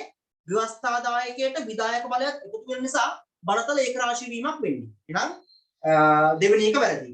එය මූලික අයිතිවාසිකම් කඩවීම සම්බන්ධයෙන් නෛතික ප්‍රතිකර්ම හඳුන්වා දුන්නේ. මතක තියාගන්න ලංකාවේ ආණ්ඩු ක්‍රම ව්‍යවස්ථාවකට ප්‍රථම වතාවට මූලික අයිතිවාසිකම් පරිච්ඡේදයක් ඇතුළත් කරන්නේ 1972 ප්‍රථම ජනරජ ව්‍යවස්ථාවේ. ඒ පිළිබඳව අපිට කිසිදු ගැටලුවක් නැහැ. ඒ වගේම ඊට කලින් තිබුණු සෝල්බරි ව්‍යවස්ථාවේ තිබුණේ සුළු ජාතීන්ගේ අයිතිවාසිකම් විතරයි. ඒ කියන්නේ මූලික අයිතිවාසිකම් පරිච්ඡේදයක් තිබුණේ නැහැ. එහෙනම් ලංකාවට ප්‍රථම වතාවට මූලික අයිතිවාසිකම් පරිච්ඡේදයක් හඳුන්වා දෙන්නේ 1972 කින්. හැබැයි අයිතිවාසිකම් කඩ වුණාම කරන්න පුළුවන් මොනවද කියලා නීතිමය පදනමක් සපයන්නේ. ඒකට නෛතිකමය ආවරණයක් දෙන්නේ 1978 දෙවන සමුවාණ්ඩු ප්‍රස්තාවය. පැහැදිලිනේ වෙන් කරලා ලියන්න. එතකොට ඒකේ දෙවෙනි තුන්වෙනි එකක් ගන්න බෑ. ඒ භාෂා අයිතිවාසිකම් හඳුන්වා දුන්නේ. ඒවක් හඳුන්වා දුන්නේ නැහැ. ඒ ස්වාධීන රාජ්‍ය සේවා කොමිෂන් සභාවක් පිටවෙන්නේ. නෑ රාජ්‍ය සේවා කොමිෂන් සභාවක් නෙමෙයි පිටවෙන්නේ. රාජ්‍ය සේවා උපදේශක මණ්ඩලයක් සහ රාජ්‍ය සේවා විනය මණ්ඩලයක්. කොමිෂන් සභාවක් තිබුණේ පොතේ සෝල්බරියේදී. 72 දී කොමිෂන් සභාව ඔසි කරලා උපදේශක මණ්ඩලයක් සහ විනය මණ්ඩලයක් පමණයි පිටවන්නේ. ඒ නිසා එකක් ගන්න බෑ. ඒ ජනතා පරමාධිපත්‍ය පිළිබඳ සංකල්පයේ මත පදනම් වී. වස්තාවේ තුන්වන වගන්තියේ කියනවා මහ ජනතාව සතුව පරමාධිපත්‍ය බලය තිබෙනවායි කියලා. හතරවන වගන්තියෙන් කියනවා එම බලය ක්‍රියාත්මක කරන්නේ ජාතික රාජ්‍ය සභාව මගින් කියලා. පැහැදිලිනේ?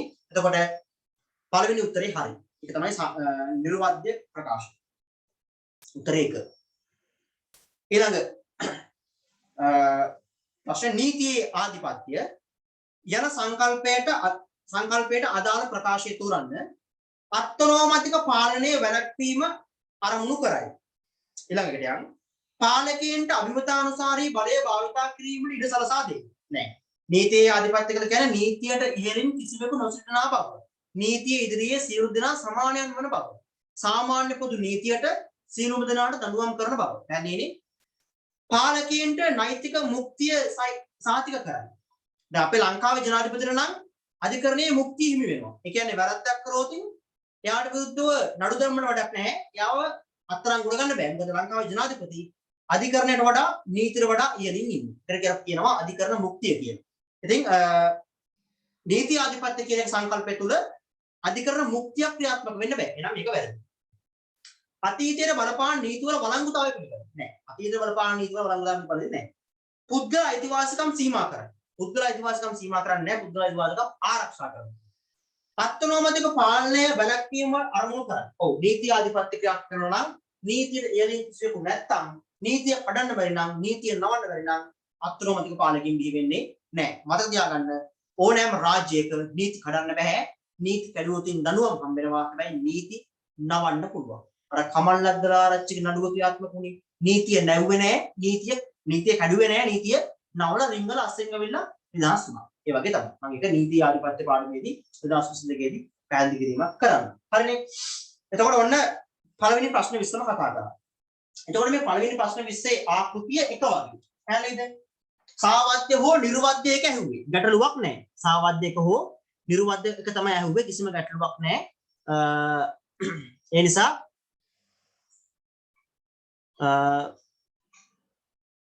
අපිට පළවෙනි ප්‍රශ්න 20 ගැටලුවකින් තොරව निराकरण කර ගැනීම හැකියාව තිබුණා.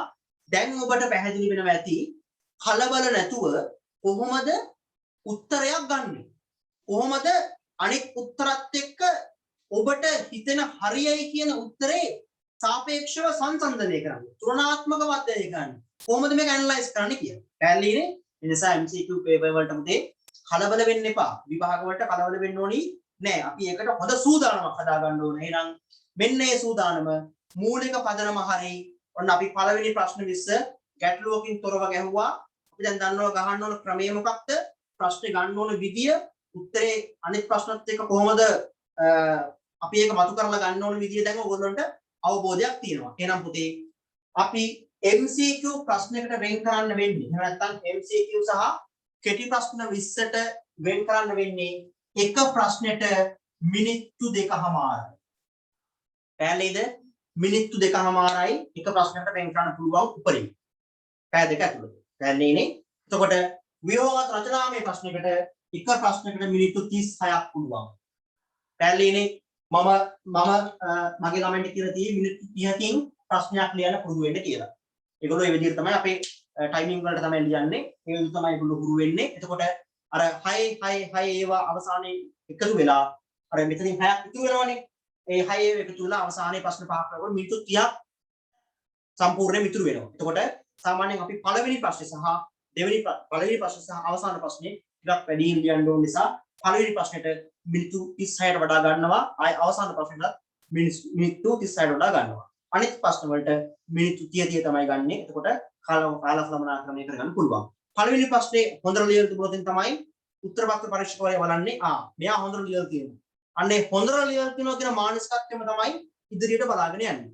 ඉදිරියේදී ඔබ අතින් මිස්ටේක් එකක් වුණත් අර ඉස්සෙල්ලා හොඳට ලියලා තිබිච්ච නිසා මේක ඒකෙන් මග ඇරනවා ලකුණක් දෙන්නත් හිතෙනවා. පැහැදිලිද? ඒ නිසා ඔබ බෝධි පූජා කරන්න ඕන ඔබට නෙමෙයි ඔබගේ පේපරේ බලන ගුරුවරයාට. ඔබගේ පේපරේ බලන ගුරුවරයා මානුෂීය ගුරුවරයෙක් වුණොත් පමණයි ඔබගේ පේපරේට හොඳ ලකුණක් ලැබෙන්නේ ව්‍යුහගත රචනාත්මක ප්‍රශ්නවලදී. ඌ මරුමුස්කාරයෙක් නම් උදේ පේපර් මාර්කින් යන කලින් ගෙදර ගෑණිත් එක්ක රණ්ඩු වෙලාව නම් ඌ ඒ මානසිකත්වයෙන් නම් පේපරේ බලන්නේ ඔබට දෙයියෙන්ම පේජ් එක. ඒ නිසා විභාගය වුණාට පස්සේ බෝධි පූජාවක් කරන්න තමන්ගේ පේපරේ බලන ගුරුවරයාගේ මානසිකත්වය හොඳ වෙන්න කියලා. හරිනේ? අපි යමු ඊළඟ ආකෘතියට.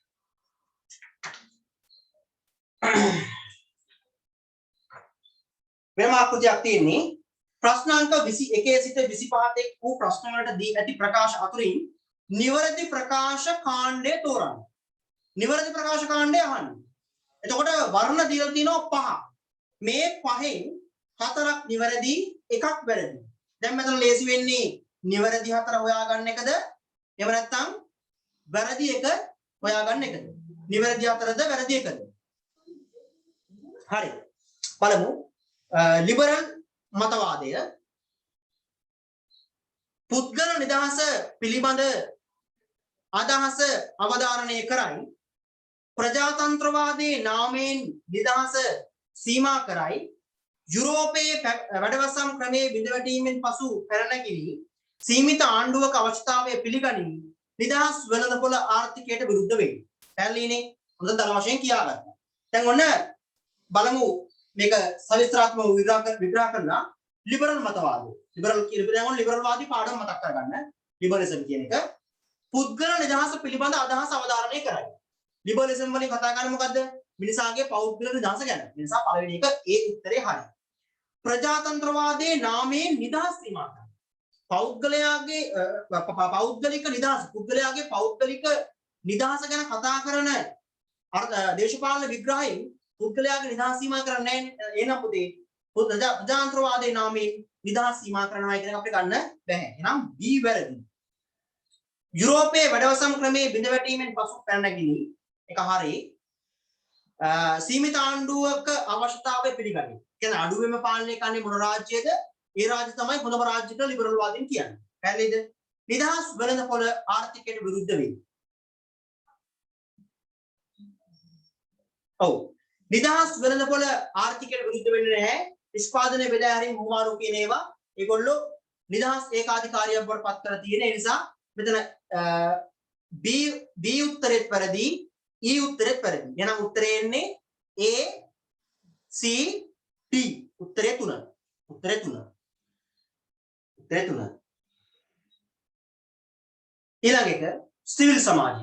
සිවිල් සමාජය කියලා සරලව අර්ථ ගන්නවන්නේ පවුල වෙළඳපොළ ආණ්ඩුව හැරෙනකොට සමාජයේ පවත්නා සිවිල් සංවිධාන හඳුන්වනවා සිවිල් සමාජය කියලා. රාජ්‍යයෙන් පරිබාහිරව පවතින සමාජීය පරිමණ්ඩලයයි ඒක හරි. ස්වේච්ඡා සංවිධාන ඇතුළත් වන ශේෂ්ත්‍රයකින් ඕවෙක ස්වේච්ඡා සංවිධාන වල එකතුවක් එකක් හරි. ප්‍රතිපත්ති උපදේශනයේ නියුතු වෙයි. සිවිල් සමාජය ප්‍රතිපත්ති උපදේශන සපයනවා එකක් හරි. පුරවැසියන් සවි බල ගන්නවයි. ඔව් මේකෙන් පුරවැසියන්ව ක්‍රියාකාරී ආකාරයෙන් සවි බල ගන්නවා. ඒක හරි. නිර්දේශපාලනික පරිමණ්ඩලය. මේක නිර්දේශපාලනික නෑ, මේක දේශපාලනිකයි. එහෙනම් උත්තරේ ගන්න වෙන්නේ E නැති උත්තරයක්. A B C D උත්තරේ 1.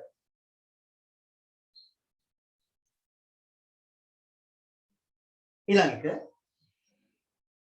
දේශපාලන පක්ෂ ජනතාව ආණ්ඩුවෙන් ඈත් කරයි.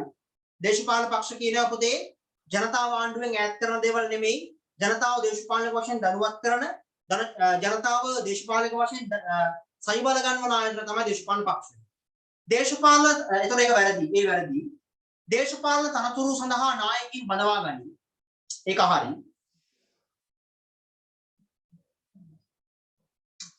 ඒක හරි.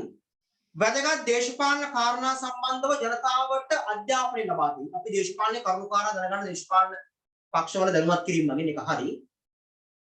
රාජ්‍ය ප්‍රතිපත්ති ක්‍රියාදාමයේ වෙතට මහජන මතය රැගෙන යයි. ඒකත් හරි. ආණ්ඩුකරණයේදී ජනතාව නියෝජනය කරන්නේ. ඔව්. ජනතාව අපිව නියෝජනය කරන්නේ අපේ දේශපාලන මතය නියෝජනය කරන්නේ දේශපාලන පක්ෂ. උත්තරේ ඒ නැති උත්තරයක් BCDE උත්තරේ 4. උත්තරේ 4. ඊළඟට බලතල වෙන් කිරීම පිළිබඳ සංකල්පය. බලතල බෙදීමේ સિદ્ધාන්තය මතක් කරගන්න ආණ්ඩුවේ බලතල විධායක ව්‍යවස්ථාදායක අධිකරණ කියන ආයතන වලට ව්‍යුහාත්මකව සහ කාර්යාත්මකව බෙදා හැරීම තමයි බලතල බෙදීම කියලා කියන්නේ. මේක හඳුන්වා දෙන්නේ චාල්ස් මොන්ටෙස්කියු විසින් පළ කරන ලද නීතියේ සාරය එහෙම නැත්නම් නීතියේ ජීවය කියන කෘතිය හරහා. බලතල වෙන් කිරීම පිළිබඳ සංකල්පය ආණ්ඩුවේ බලතල සංවරණය හා තුලනය කිරීම අවධාරණය කරයි. ඒක හරි. check and balance බලයෙන් බලය දමනය කිරීම හරි. ආණ්ඩුවේ බලය ආයතනික වශයෙන් වෙන් කිරීම අවධාරණය කරයි. ඒකත් හරි. සාමාන්‍යයෙන් අධිකාරිවාදී රාජ්‍යයන්හි භාවිත කර ගැනීම.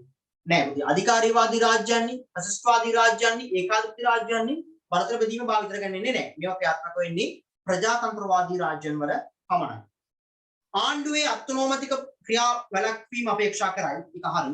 මොන්ටෙස්කියු විසින් හඳුන්වා දෙන ලදී. එකක් හරි. එහෙනම් උත්තරේ ගන්න වෙන්නේ C නැති උත්තරයක් A B D E උත්තරේ 2. 25 වෙනි ප්‍රශ්නේ ප්‍රජාතාන්ත්‍රික ආණ්ඩුකරණයට අදාළ ලක්ෂණ තෝරන්න. ස්වාධීන අධිකරණය එක ගන්න පුළුවන්. වගකීම් සහිත ආණ්ඩුකරණය වගකීම සහ වගවීම එක හරි. නීතිය ආධිපත්‍යයක් තියෙනවනේ ඒකත් හරි. සක්‍රීය සිවිල් සේවයක් සිවිල් සමාජයක් තියෙනවනේ ඒක හරි. තරගකාරී නොවන මැතිවරණ නෙමෙයි තරගකාරී නිදහස් සහ සාධාරණ මැතිවරණ තියෙනවා. එහෙනම් අදාළ වෙන්නේ ඊ නැති උත්තරයක් A B C D උත්තරේ 2. උත්තරේ 2.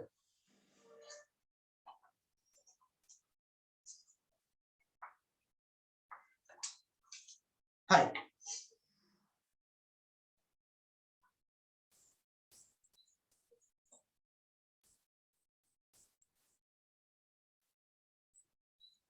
හරි.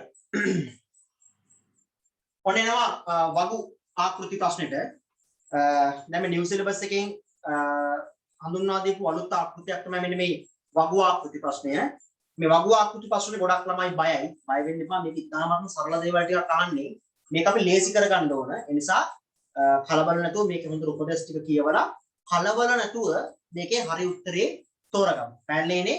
එතකොට අද අපි 2022 කණ්ඩායම නැත්නම් වෙලාවට 23 කණ්ඩායම සම්බන්ධ වෙලා ඇති. බොහෝ වෙලාවට මොකද්ද මේ වෙන්නේ කියලා බලන්න. 2022 කණ්ඩායමට විශේෂයෙන්ම පේපර් පන්තිය පටන් ගන්න කලින් මේ පේපර් පන්තිය වෙන්නේ මෙන්න මෙහෙමයි මේක ඇතුළේ වෙන්නේ මෙන්න මේ දේ කියන එක ගැන පැහැදිලි කිරීමක් කරන්න ඕන නිසා තමයි අද දින මේ වෙලාව අරගෙන ඕගොල්ලෝ මේ පේපර් පන්තිය කරේ. ඒ වගේම 2020 පේපරෙත් මම මේ වගේම කතා කරනවා ලබන සතියේ සිකුරාදට. ඉතින් අනිවාර්යයෙන්ම සම්බන්ධ වෙන්න.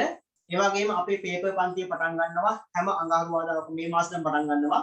මේ අඟහරු 6 වෙනි අඟහරුවාදා හවස 6ට. හවස 6 ඉඳන් 8 වෙනකම් පේපර් පන්තිය තියෙනවා. හැම ළමයෙක්ම සම්බන්ධ වෙන්න ඕන.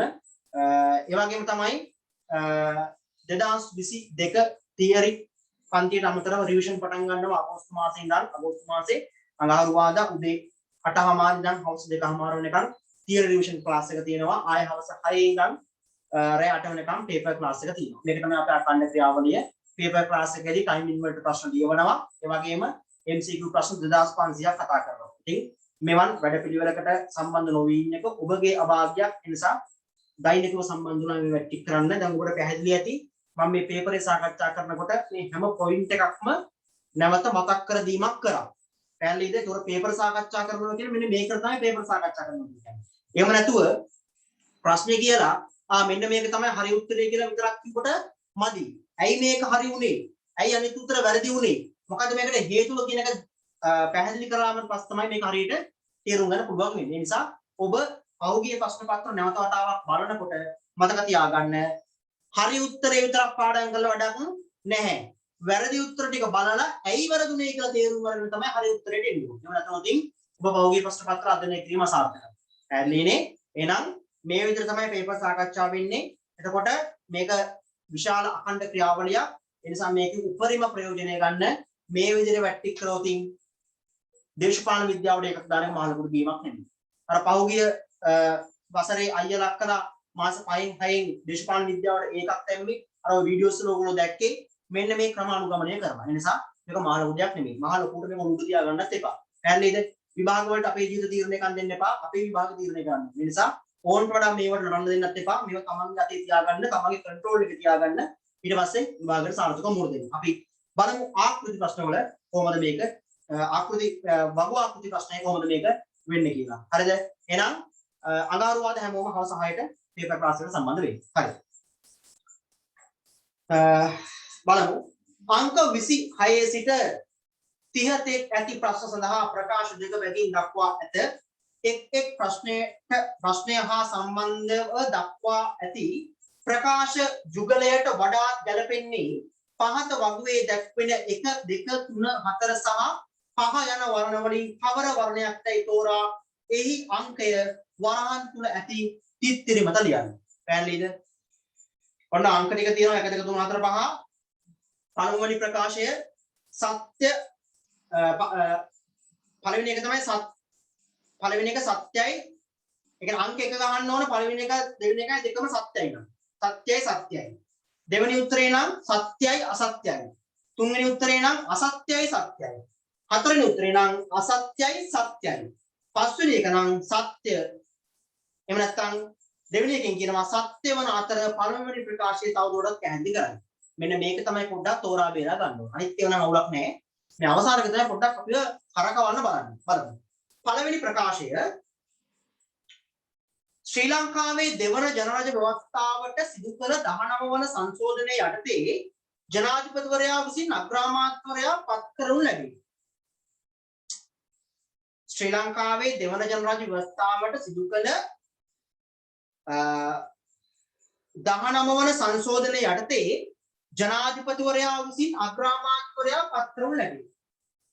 ඒක සත්‍යද අසත්‍යද? එහෙම නැත්නම් අසත්‍යද සත්‍යද? එහෙම නැත්නම් සත්‍ය නැත්නම් සත්‍ය වන අතර පළමුවෙනි ප්‍රකාශය තවදුරටත් පැහැදිලි කරයි. මේ මොකක්ද මේකෙන් ගන්න පුළුවන් වෙන්නේ? ශ්‍රී ලංකාවේ දෙවන ජනරජ ව්‍යවස්ථාවට සිදු කළ 19 වන සංශෝධනයේ යටතේ ජනාධිපතිවරයා විසින් අග්‍රාමාත්‍යවරයා පත් කරනු ලබයි. ඒක හරියි. ඒ කියන්නේ වැඩිම ආසන සංඛ්‍යාවක් දිනා ගන්න දේශපාලන පක්ෂයේ නායකයා තමයි අග්‍රාමාත්‍යවරයා වශයෙන් පත් කරන 19 වෙනි ව්‍යවස්ථා සංශෝධනයෙන් පස්සේ නිර්ණායකවලට අනුව. ඒතර පළවෙනි ප්‍රකාශය සත්‍යයි. හරිනේ. පාර්ලිමේන්තුවේ උපරිම විශ්වාසය ඇති පාර්ලිමේන්තු මන්ත්‍රීවරයා ජනාධිපතිවරයා විසින් අග්‍රාමාත්‍යවරයා ලෙස පත් කරනු ලැබ යුත්තේ. ව්‍යවස්ථාවේ 43 වන වගන්තියේ තියෙනවා පාර්ලිමේන්තුවේ මන්ත්‍රීවරුන්ගේ උපරිම විශ්වාස දිනාගෙන ඇතයි තමා කල්පනා කරන ඕනෑම පුද්ගලයෙක් අග්‍රාමාත්‍යවරයා වශයෙන් පත් කළ හැකියි. මේ උපරිම විශ්වාසය දිනා ගන්නවා කියලා කියන්නේ පාර්ලිමේන්තුවේ බහුතර ආසන සංඛ්‍යාව දිනාගත්ත පක්ෂේ නායකයනේ උපරිම විශ්වාස දිනාගන්නේ. එහෙනම් පළවෙනි උත්තරේ දෙවෙනි උත්තරේ හරි. හැබැයි දෙවෙනි උත්තරෙන් කරන්නේ මොකද්ද? පළවෙනි උත්තරේ තවදුරටත් තහවුරු කිරීමක් කරනවා. එහෙනම් 26 වෙනි එකට ගන්න වෙන්නේ සත්‍ය සහ සත්‍ය වන අතර පළවෙනි ප්‍රකාශය තවදුරටත් පැහැදිලි කරලා උත්තරේ පහ. බලමු ඊළඟ එක.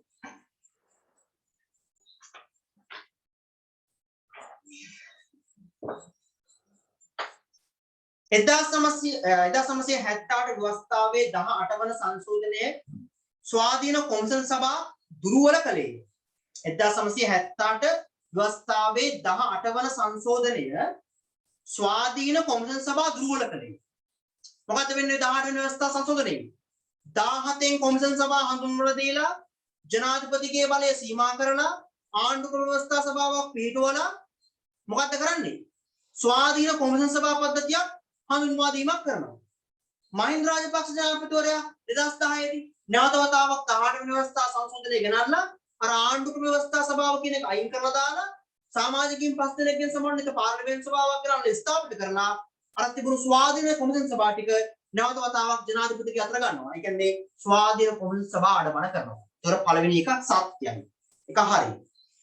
18 වන ව්‍යවස්ථා සංශෝධනය මගින් ජනාධිපතිගේ දුර වාර ගණන පිළිබඳ සීමා ඉවත් කරනවා. කියන්නේ 18 වෙනි සංශෝධනය වෙනකම්ම තිබුණේ නිල කාලයේ වසර 6යි ඉදිරිපත් විය හැකි වාර ගණන 2කී කියලා. මහින්ද රාජපක්ෂ ජනාධිපතිවරයා 2010 දී 18 වෙනි ව්‍යවස්ථා සංශෝධනයෙන් ඉදිරිපත් විය හැකි වාර ගණන ඕනෑම වාර ගණනක් කියලා වෙනස් කරනවා. නම් ඒකත් හරි. එහෙනම් සත්‍යයි සත්‍යයි උත්තරේ ඒක. 27ට 1. ඊළඟ එක 1978 13 වන ව්‍යවස්ථා 1978 ව්‍යවස්ථාවේ 13 වන ව්‍යවස්ථා සංශෝධනයේ පළාත් සභා ක්‍රමය හඳුන්වා දුන් ලැබීය. ඔව් 13 වෙනි ව්‍යවස්ථා සංශෝධනයේ අංක 42 දරන පාර්ලිමේන්තු පළාතින් තමයි අපිට පළාත් සභා ක්‍රමය හඳුන්වා දෙන්නේ. එතකොට ඒක හරි. පළවෙනි ප්‍රකාශය හරි. පළාත් සභා ක්‍රමය ඉන්දියානු සංධීය ක්‍රමයට සෑම අතින්ම සමානයි. නෑ පුතේ මතක තියාගන්න. ඉන්දියානු සංධීය ක්‍රමයට දල වශයෙන් සමාන ක්‍රමයක් තමයි අපිට රජීව් ගාන්ධි හඳුන්වා දෙන්නේ. පැහැදිලිද? ඒ නිසා මතක තියාගන්න මේක ඉන්දියානු සංධීය ක්‍රමයට සමාන නෑ. මේක ඊට වෙනස් එකක්. ඒ නිසා දෙවෙනි ප්‍රකාශය අසත්‍යයි. පළවෙනි එක සත්‍යයි උත්තරේ 2. සත්‍යයි අසත්‍යයි උත්තරේ 2. 29 වෙනි ප්‍රශ්නේ දෙවන ජනරාජ්‍ය ව්‍යවස්ථාව ද්විමණ්ඩලික ව්‍යවස්ථාදායකයක් සඳහා විධි විධාන සැලසීය. ද්විමණ්ඩලිකයි කියන්නේ මණ්ඩල දෙකක් තියෙනවා. පළමු මන්ත්‍රී මණ්ඩලයක් සහ දෙවන මන්ත්‍රී මණ්ඩලයක්. නැත්නම් සෙනට් මන්ත්‍රී මණ්ඩලයක් තියෙනවා. දෙවන ජනරාජ්‍ය ව්‍යවස්ථාවෙන් එහෙම දෙයක් කළේ නැහැ. 196ක් ඡන්දෙන් ගත්තා. 29ක් ජාතික ලයිස්තුවෙන් ගත්තා. ඒ නිසා පළවෙනි එක වැරදි. අසත්‍යයි. දෙවන ජනරාජ්‍ය ව්‍යවස්ථාවේ මූලික අයිතිවාසිකම් පරිච්ඡේදය කණ්ඩායම් අයිතිවාසිකම් පිළිගෙන තිබේ. එහෙම එකක් පොතලකවත් නැහැ පුතේ ව්‍යවස්ථාවේ 1 2 3 ආයේ 6 7 8 9 10 32 62 කියන වගන්ති වල තමයි මූලික අයිතිවාසිකම් තියෙන්නේ. ඒ කිසිදු වගන්තියක මෙවැනි පරිච්ඡේදයක් නැහැ. උත්තරේ 4 අසත්‍යයි අසත්‍යයි. 1978 මුල් ව්‍යවස්ථාව පාර්ලිමේන්තු මැතිවරණ සඳහා මනාප ක්‍රමය සමග සමානුපාතික නියෝජන ක්‍රමය හඳුන්වා දුන්නේය. මොකද උත්තර කියන්නේ 1978 මුල් ව්‍යවස්ථාව පාර්ලිමේන්තු මැතිවරණ සඳහා මනාප ක්‍රමය සමග සමානුපාතික නියෝජන ක්‍රමය හඳුන්වා දුන්නේ නැහැ. මනාප ක්‍රමයක් මුල් අවස්ථාවේ හඳුන්වා දුන්නේ නැහැ. එහෙම ක්‍රමයක් හඳුන්වා දුන්නේ මනාප ක්‍රමයක් සහිත එකක්. මොකද මනාප ක්‍රමයක් අපිට ජනාධිපතිවරණයකදී භාවිත කරන්න පුළුවන්. අපි එහෙම එකක් මුල් අවස්ථාවේදී පාර්ලිමේන්තු මැතිවරණයක දැක්කේ නැහැ. එහෙනම් පළවෙනි එක අසත්‍යයි. පළවෙනි එක අසත්‍යයි. සමානුපාතික නියෝජන ක්‍රමය පක්ෂ නායකත්වයේ බලය වර්ධනය කළේ. ඔව්. සමානුපාතික නියෝජන ක්‍රමය මගින් පක්ෂයේ නායකයාගේ බලය වර්ධනය කරා. පක්ෂ නායකත්වයේ බලය දියුණු කරා. ඉතින් ඒ නිසා ඒක සත්‍ය ප්‍රකාශයක් විදිහට තමයි ගන්න පුළුවන් වෙන්නේ. එහෙනම් උත්තරේ ගන්න වෙන්නේ 3. උත්තරේ 3. හරි. ඔන්න ඕගොල්ලෝ දැන් MCQ ප්‍රශ්න 30ක් සාකච්ඡා කරා. නැත්නම් ළමයි පේපර් එක කරන්න නැති තමන් තමන්ව නිර්ණය කරගන්න MCQ 30න් කීයක් හරි ගියාද කියලා MCQ 30න් 28කට එහා පැත්ත ගහන්න උත්සාහ කරන්න 30න් 30ම ගහන්න උත්සාහ කරන්න වරදින්න පුළුවන් දෙකයි එකක් විභාග මානසිකත්වයේ අනිත් එක සැබෑ ලෙසම නොදැනීම. පැහැදිලිද? ඒ නිසා එහෙම දෙකක් පෙරදුනොත් මිසක් එතනින් මෙහාට වරද්ද ගන්න එපා. 30න් 30ම ගහන්න උත්සාහ කරන්න 30න් 30ම ගහන ළමයි ඉන්නවා. පහුගිය අවුරුදු වලත් හිටියා. ඕල්ඩ් සිලබස් එකේ පේපර් කරනකොට MCQ 50 පේපරෙන් 50ම ගහපු ළමයි ඉන්නවා. ඒ වගේම MCQ පේපර් එකේ පහුගිය අවුරුදු වල විභාග පේපර් එකෙත් 2020 විභාග පේපර් එකෙත් 30ම ගහපු ළමයි ඉන්නවා. ඉතින් ඒ නිසා මේක එච්චර අමාරු නෑ. මේකෙදි වෙන්න ඕන ඔයගොල්ලෝ හොඳට තියර ටික පාඩම් කරගන්න. තියර ටික පාඩම් කරගෙන හැම අස්සක් මුල්ලක්ම පාඩම් කරගෙන ඊට පස්සේ තමයි මේ MCQ වලට වාඩි වෙන්න ඕන. අන්න MCQ වල මේ MCQ කතා කරනකොට තමන් පාඩම් කරපු තියරි කොටස් වල හැම අස්සක් මුල්ලක්ම අවු වෙනවා. ඉතින් ඒ නිසා පාඩම් කරගන්න එක වගේම MCQ කරන එකත් ඉතාමත් වැදගත්. මොකද පාඩම් කරගත්ත ඒවා පොලිෂ් වෙන්නේ නැවතවක් මතක් වෙන්නේ MCQ කරනකොට. පැහැදිලිනේ? එහෙනම් අද ළමයින්ට MCQ ප්‍රශ්න පත්‍රය තේරුණාද? මේ කියලා දුන්න ඒවා සම්බන්ධව ඕගොල්ලොන්ට සෑහීමකටපත් වෙන්න පුළුවන්ද කියලා යම්කිසි අදහස් ටිකක් chat box එකේ දාගෙනම ඕගොල්ලෝ ලියුවෙන්න. අද දිනට ප්‍රමාණවත් අපි ලබන සතියේ කෙටි 20 සාකච්ඡා කරනවා. කෙටි 20 සාකච්ඡා කරලා අපි 2020 කෙටි 20 සාකච්ඡා කරලා ඉවර වෙලා අපි කතා කරනවා මේ රචනාමය ප්‍රශ්න ලියන විදිය ගැන. ඒකෙත් මම කාලකලමනාකරණය සහ කරුණු ගොනු කිරීම පිළිබඳව පුළුල් ලෙස කතා කරනවා. ඉතින් මේ වගේ තමයි වැඩ පිළිවෙල යන්නේ. පේපර් ක්ලාස් එක යන්නේ වෙනම පේපර්ස් ටිකක්. ඒකදී අපි පළවෙනි අධ්‍යයනයේ විදිහට යන්නේ මූලධර්ම කොටසෙන්. ඒ කියන්නේ මූලධර්ම කොටසෙන් විතරක් MCQ ප්‍රශ්න 700ක ප්‍රමාණයක් කතා කරනවා. ආයේ ලංක කොටසෙන් 700ක් කතා කරනවා. වගු ආකෘති ප්‍රශ්න 500ක් කතා කරනවා. පිටි ප්‍රශ්න 500ක් කතා කරනවා. ඉතින් මේ විදිහට තමයි යන්නේ. අපි මේන සතියෙන් නම් පටන් ගන්නෙ මූලධර්ම කොටසේ ප්‍රශ්න ටික ලංක කොටස නෙමෙයි මූලධර්ම කොටස ප්‍රශ්න වලින් ඉස්සෙල්ලාම කතා කරන්න යන්නේ. ඊට අමතරව අපි විභාග ප්‍රශ්න පත්‍ර ටික කතා කරනවා. ඒ වගේම පළාත් සභා පේපර් ටික කතා කරනවා. ඉතින් මේ ක්‍රියාවලිය තමයි යන්නේ 2022 කණ්ඩායම් සඳහා. ඒ වගේම 21ටත් මේ දවස්වල පේපර් ක්ලාස් එක මේ වගේම යනවා. ඒගොල්ලොන්ට ප්‍රශ්න 2500 ප්‍රමාණයක් සාකච්ඡා දැන් අපි කතා කරන විදිහට ප්‍රශ්න 500 ප්‍රමාණයක් විතර. ඉතින් ඒ නිසා මේක තමයි අපේ මුල් වැඩපිළිවෙල. අදහසක් දාගෙන යන වැඩපිළිවෙල ගැන අදහසක් දාලම ලියුවෙන්න. එහෙනම් අදට මම නතර වෙනවා. අපි ලබන සතියේ සිකුරාදා හවස 6ට මේ ෆ්‍රී පේපර් ක්ලාස් එකක් හම්බ වෙමු. ඊට කලින් ඕනනම් ඔයගොල්ලෝ පුළුවන් 22 පේපර් ක්ලාස් එකට සම්බන්ධ වෙන්න. මේ සතිය හැමෝටම නොමිලේ සම්බන්ධ වෙන්න පුළුවන්. අඟහරුවාදා ක්ලාස් එකේ 22 කණ්ඩායමට. එහෙනම් අදින්න ප්‍රමාණවත් හැමෝටම අයබෝවන්.